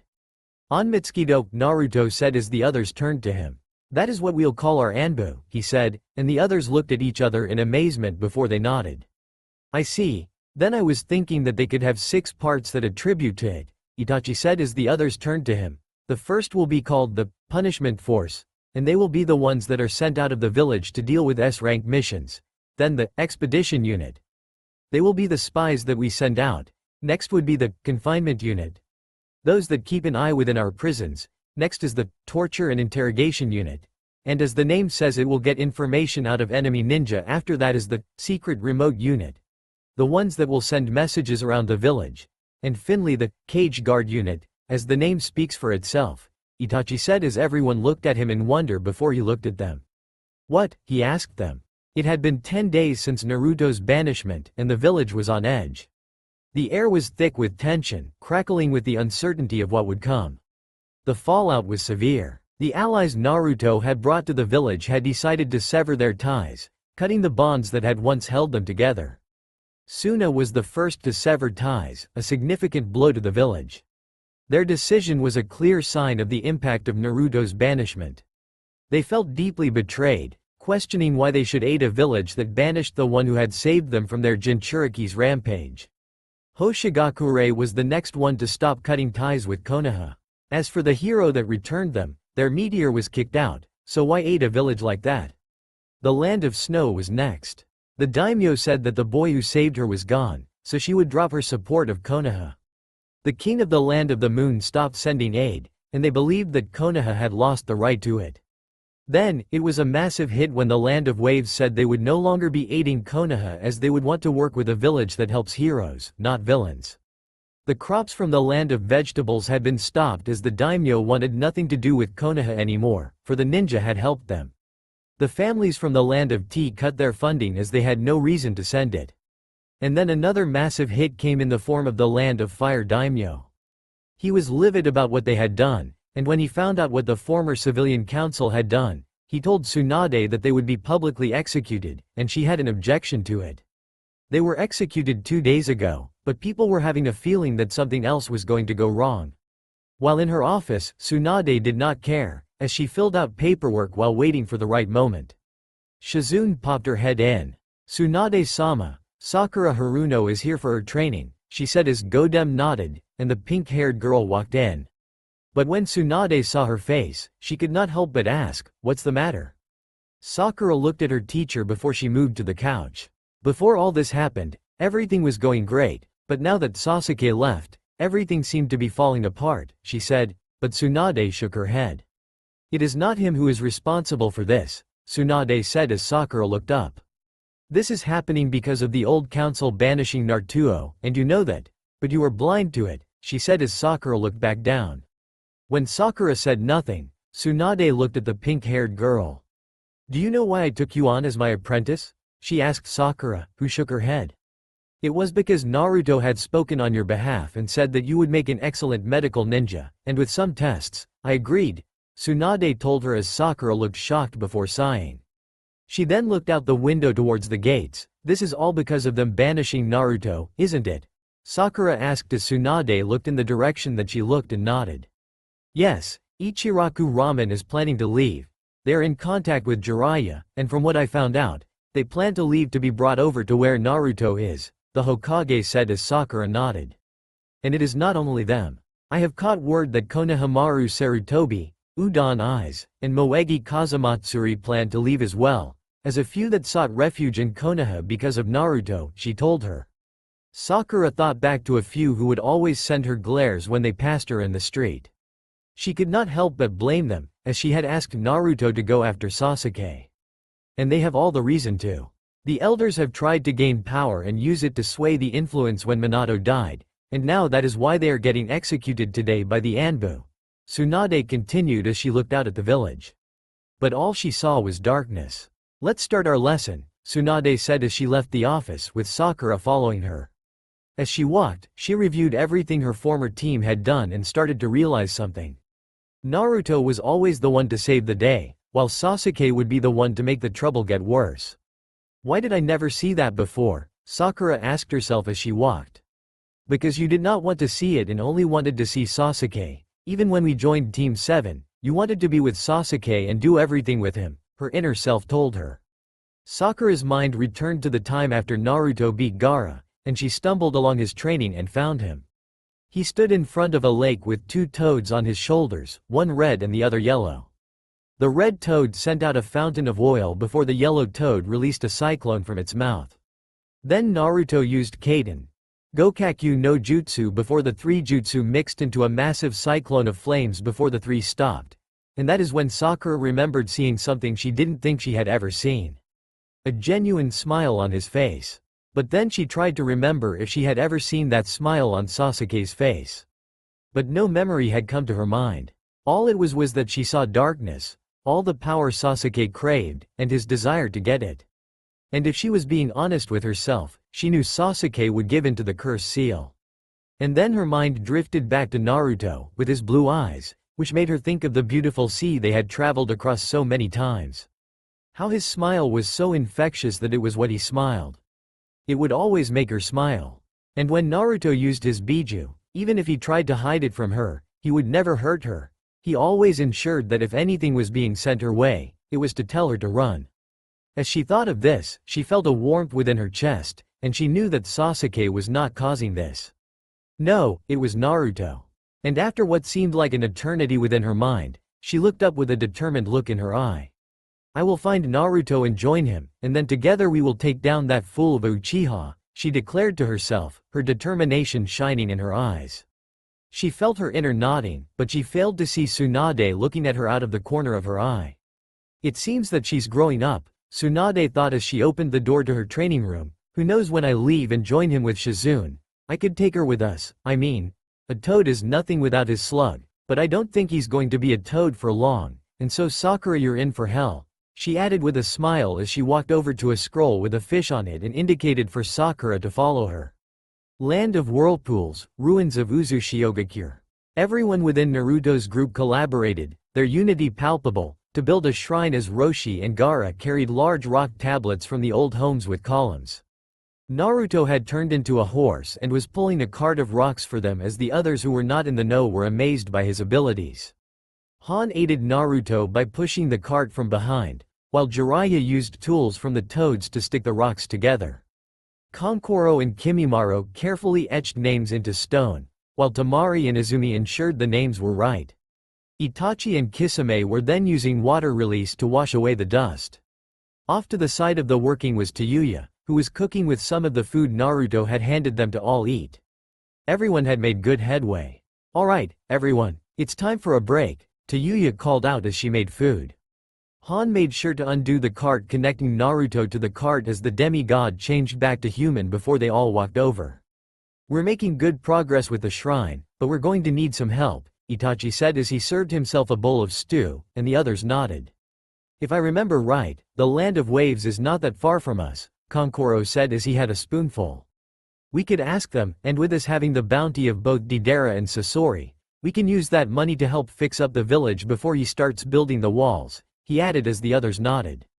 Good idea, Naruto said with a nod before he had a look around. Itachi, you will go to Wave with Kimimaro, and ask for aid in fixing our new home, he told them as Kisame looked confused. I'm normally the one paired with Itachi, he said to Naruto, who nodded. I know, that is why I'm having you go with Izumi. You both are heading to Taki and help their Jinchuriki escape, Naruto told them as both looked at him. Taki is possibly the second worst when it comes to dealing with Jinchuriki, first goes to Suna, he said as Gaara nodded at his experience growing up. Fair, the three siblings said. So, Use 2 is going to infiltrate Taki, take their Jinchuriki, and see if we can take out any Akatsuki member who is after them, Izumi asked Naruto, who nodded. Yes, he told her as she looked at her new partner. From what we know, Hidan and Kakazu are going to be going after the Nanbi, Itachi said as Kisame nodded. Taki imprisons her above the village in their grade 3, a tree that was stolen from Konoha at the gravesite of the Shodem Hokage, Naruto said as everyone looked shocked. And with that tree acting as a cage, the current leader of Taki does not like how she acts, so they want her dead, and I have a feeling, he started as everyone looked at him, that they will let the Akatsuki get to her, Izumi said as the demigod nodded. Yes, and so with this in place, Kisame, you know the Akatsuki teams, and while Itachi does know them as well, Izumi is an unknown, Naruto said as Kisame nodded. I get it, he said as Itachi nodded at him. Got it, we'll head out tomorrow, same time as Itachi and Kimimaro, Izumi said as Kisame nodded at him. He then looked over his Jinchuriki siblings. Roshi, you and I are going to stay here, as I will need to be here when the men from the Land of Waves get here. With you here, you can help me make plans for the main gate of the village, and we can make a marker for the point, he told the lava release user. Got it, he said as he looked down at the map of the Land of Whirlpools.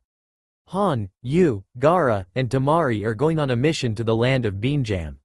From what I heard when we were on our way to the Land of Earth, there is a clan there that is looking for a home, Naruto told them as the three nodded. What do we know of this clan? Han asked Naruto. Jiraiya looked over to the armored ninja. From what my spies have told me, they use blood release, he told them, as they looked amazed. But they are being hunted down by Kumo, as they have got it into their heads that they are the ones who need them, the sage told him. Understood, Gaara said before Naruto turned the last three. And our mission? Tayuya asked with a smile. I'm sending the three of you over to Kiri to see what is going on, Naruto said as Kisame looked at him. And there is a reason why I'm not sending you, Kisame, or you, Kimimaro, he told them as they looked at each other before looking back at him. Why? Kisame asked him. Kiri will want your heads as you both are formerly from the land of water. And another thing. We don't need Kiri killing you or you them. We just need information about them, and I think something is not right, he told them, and both Kisame and Kimimaro nodded. Like what? Jiraiya asked. Naruto looked over at him before he looked back at his food.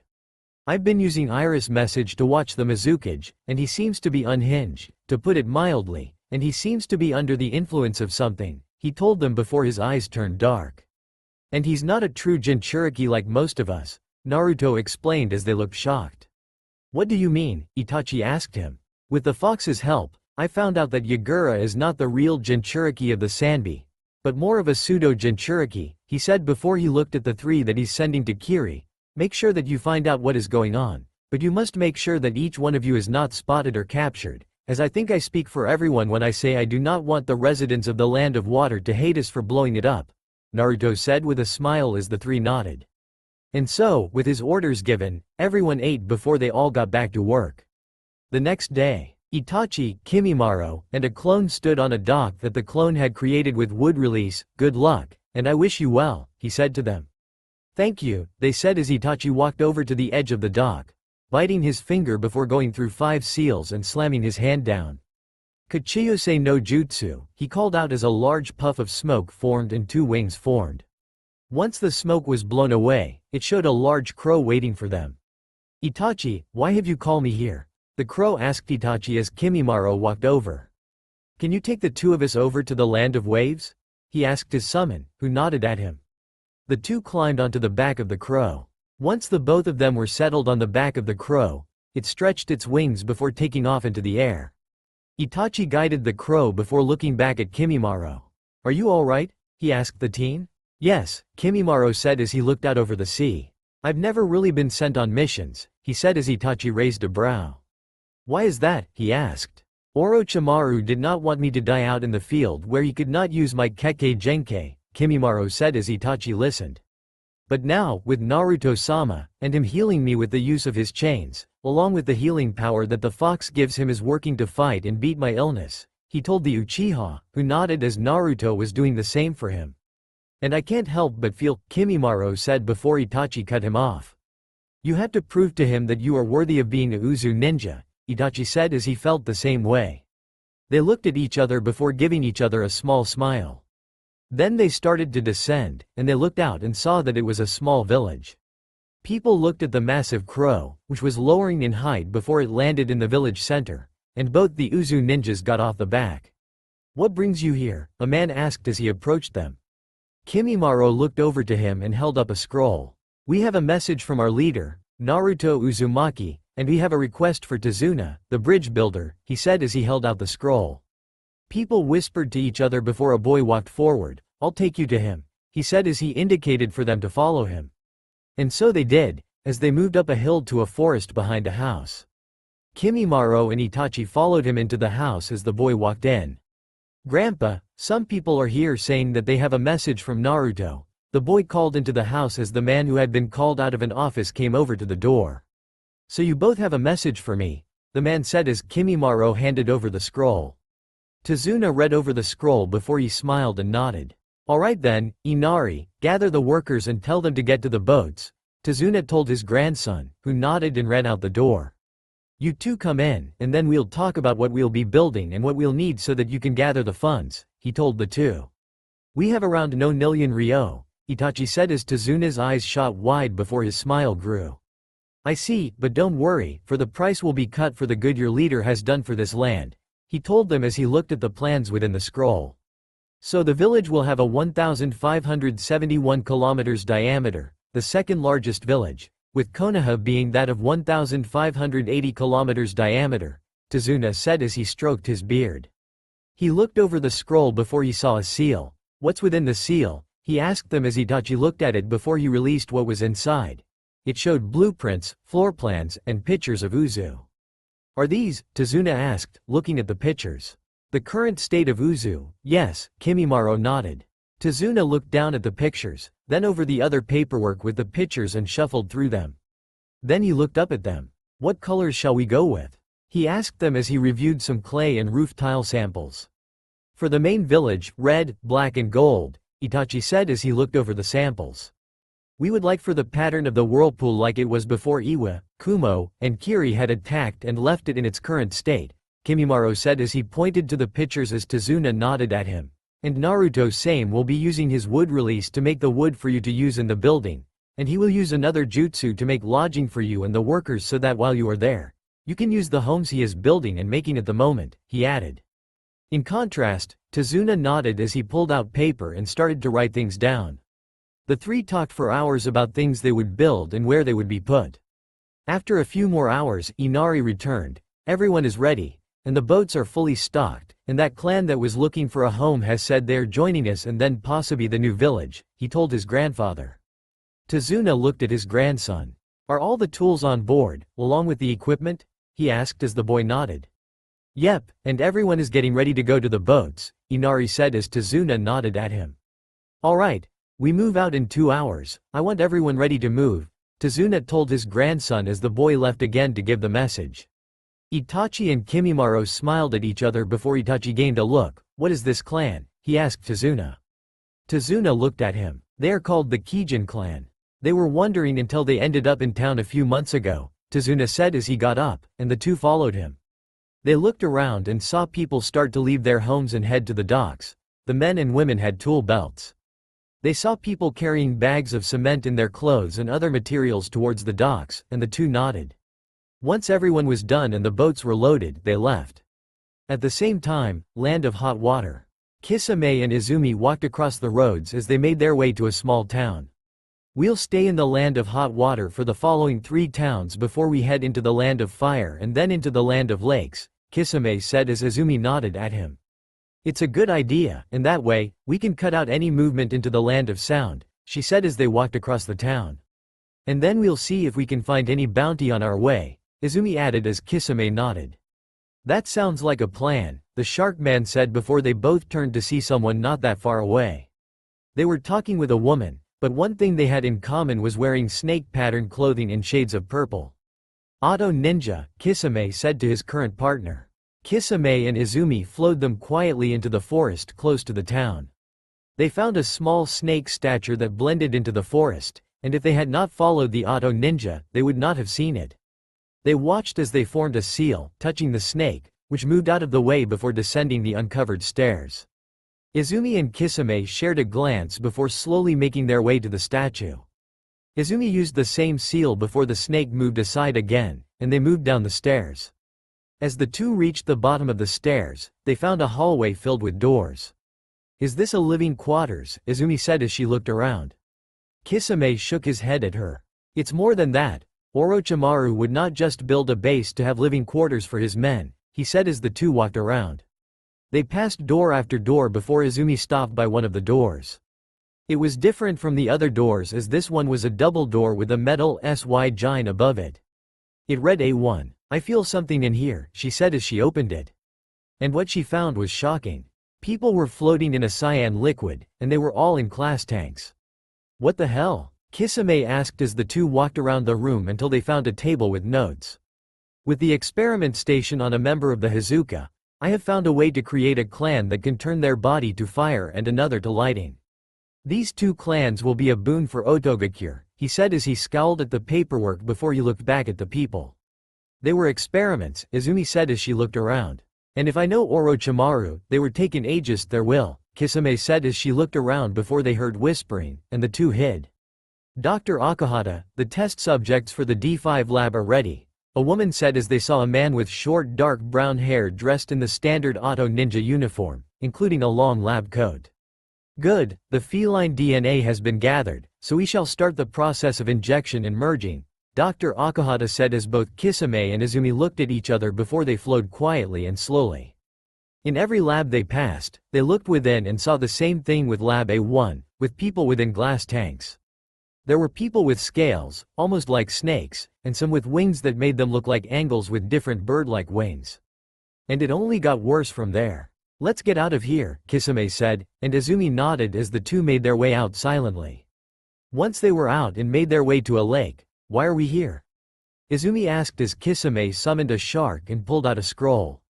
I'm sending a message to Naruto and telling him what we have found, and I'm going to ask for both Itachi and Kimimaro to aid us, and when we free them down there, we can then head to Taki and continue our mission, Kisame said as he finished putting a seal on the scroll and then summoned a Mise Bunchen and sealed it within the scroll and handed it over to the shark. Swim fast, he told the shark, who nodded at him and dived deep into the lake before it disappeared. Izumi looked shocked at that before looking over to Kisame. The Shark Summon clan can reaper wherever there is water. And with everyone going to be at the dock waiting, she will give the message, Kisame told her as Izumi nodded. The two made their way into town and waited for the reinforcements. Land of Whirlpools, docks. Naruto and Roshi stood at the docks as they watched 3 ships start to make their way over. I'm glad that we have a seal to stop the whirlpools, Roshi said as he looked at the calm sea. Yep, Naruto said with a nod. Hey, kid, a voice called to Naruto as he looked down and saw a shark looking at him. I have a message from Kisame, she said as she showed Naruto a scroll. Thank you, he said, taking the scroll off her as the shark returned to the summoning realm. Naruto undid the scroll and placed it on the ground to release the clone. Hey boss, we've got a situation within the land of hot water, the clone said as they released the information to Naruto, who looked at the oncoming boats.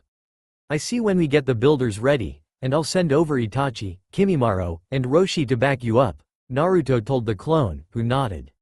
And while you wait, make a note of every auto ninja around the area so that we do not get blindsided by anything, he ordered as the clone nodded and dispelled, sending the orders back to the original. Are you that it's a good idea to send me? Roshi asked the blonde. Naruto looked at the oncoming boats that were full of workers. Yes. I have this feeling that Orochimaru is up to something war that creating Kekkei Genkai, but I do not know what it is, and so I need my best to find out what it is, Naruto said as he turned to the Yonbi Jinchuriki, and with the 5 of you there, we have more eyes on the situation while we can save them, and maybe help them with what has happened to them, he said as the man nodded. I'll go get ready for a fight. You tell Itachi and Kimimaro what's going on, Roshi said as he walked over to the house. Naruto looked out at the boats again, making the docks bigger as they got closer.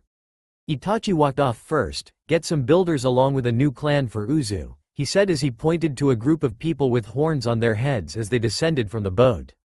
Good, Naruto said with a nod before he looked at the teen, and while I would like to be smiling at this moment, you and Kimimaro have a mission with Roshi to aid Kisame and Izumi. Naruto told him before he told him everything that the clone told him. I see. May I take some of the Kijin clan to see how they are in a fight and see if they can be given a rank? Itachi asked. Naruto nodded with a smile. Yes, take 3 with you so that you can cover more ground, he said as the Kijin clan walked off the boat.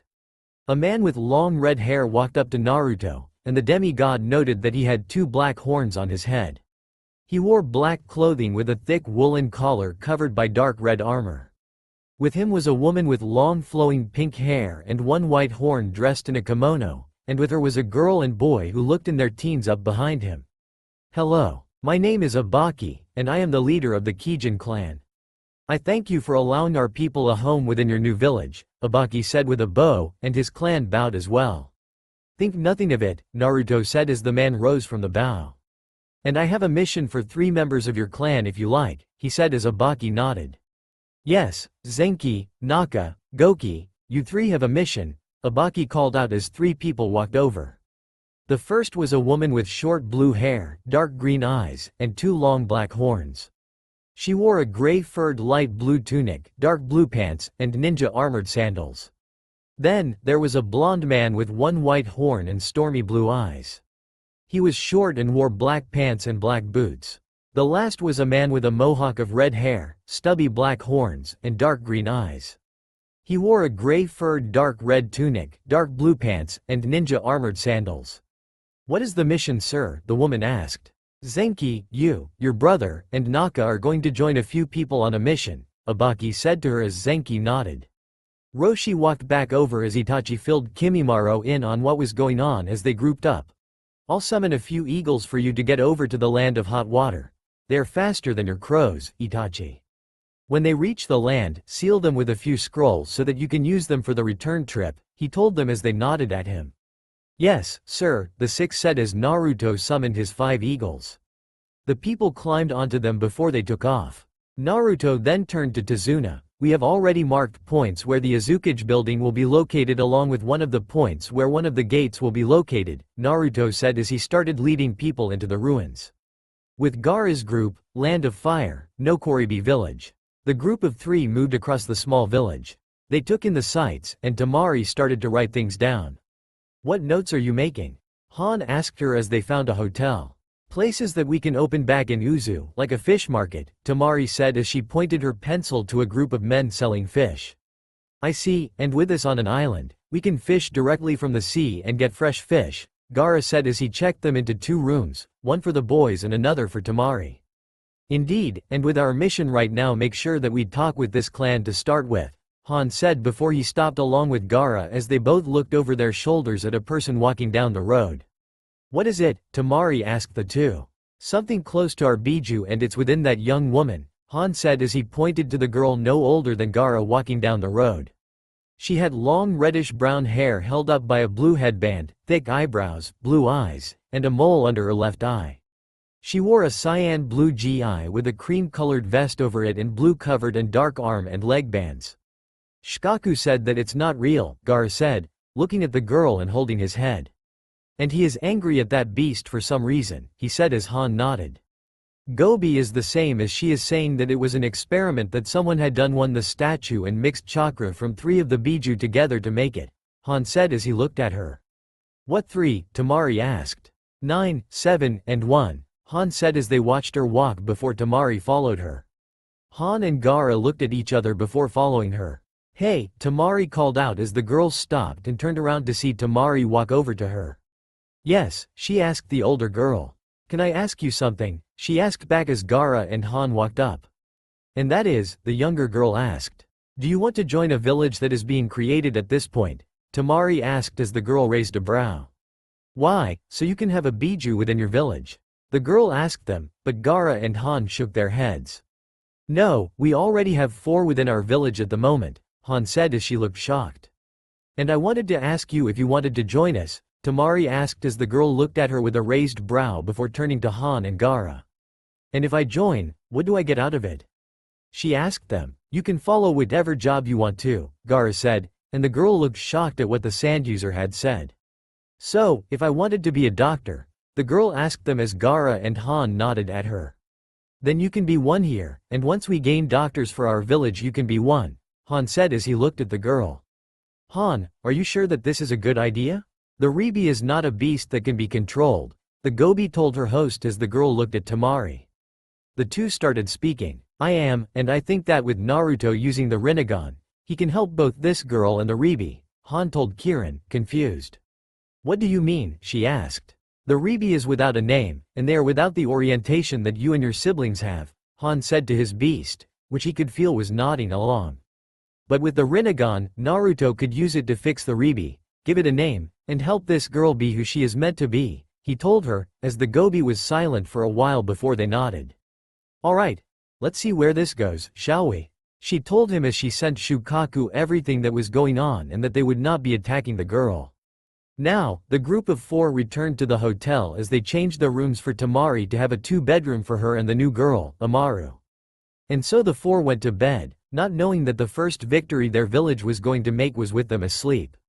Land of Hot Water. Izumi and Kisame met up with Itachi's group, and they sealed the eagles within scrolls for them to use when they returned to the village. Where is it? Itachi asked as Kisame led him to the snake statue. Izumi was going to use the seal, but Itachi stopped her. We're not going in with stealth, we're going in with intent to destroy, so we force our way in, Itachi said as he turned to Goki, who nodded as he walked over to the statue before his fist was enveloped by chakra and he punched it, and from that hit it sent out a wave of chakra that turned the statue to dust. Move out, Itachi said as everyone quickly descended the stairs. What the? Someone said before they had their head cut off by Zenki, who was running forward at a fast speed that she left after images behind her as her blade zipped around. I'm glad there's another swordsman now, Kisame said as he used Samahata to tear pieces out of a man running at Zenki. Kimimaro shot out bone pellets that took out any auto ninja running down corridors towards them. I'm a swordsman, you know, he said as he pulled out a bone sword and began cutting down anyone who got close to him. I know, but you focus on Yukeke Genkai too much, Kisame said as he swung his sword. That I would like to challenge you to see if you are really a swordsman of the mist, Zenki asked as she cut down another man. Kisame smiled savagely at her as they worked together to eliminate anyone who got in their way. You three keep everyone's attention, while the rest of us get to work, Itachi ordered as Kisame nodded. Naka, you go and find that Dr. Goki. You go with Roshi to start to help the people be free. Izumi, you and I are going to gather everything that Otto has been up to, so that once we are done here I can go over everything, he said as everyone nodded and got to work. Roshi and Goki went to the first lab Izumi and Kisame found and started removing people from the glass tanks. Once they were released, they woke up and looked around, confused. Where are we? A girl asked as she looked around. Somewhere that is not good, Goki said as he helped a man stand up. Roshi looked around and saw that everyone in the tanks had dark orange hair. So that is what happened to you, he said as people looked at him before he pointed at their hair. Everyone looked at each other in shock. Let's get out here first before you do anything, Roshi said as he led them to the doors. Otto Ninja came running at them with kunai ready. But he was met by a fist of lava that sent him into a wall. Shall we? He asked them as they all started to make their way to the stairs. Once the last people were upstairs and out of the base, they went to the next load of people they had to get out.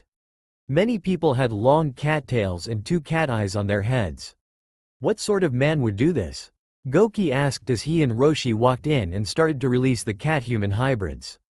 Meanwhile, while the 2 Uchiha were going from room to room, taking everything that was not nailed down, that reigned from beds to chairs, to paperwork to books, they were taking everything within the base. It seems that we're getting a lot of stuff for Uzu, Izumi said as she sealed away a ton of paperwork.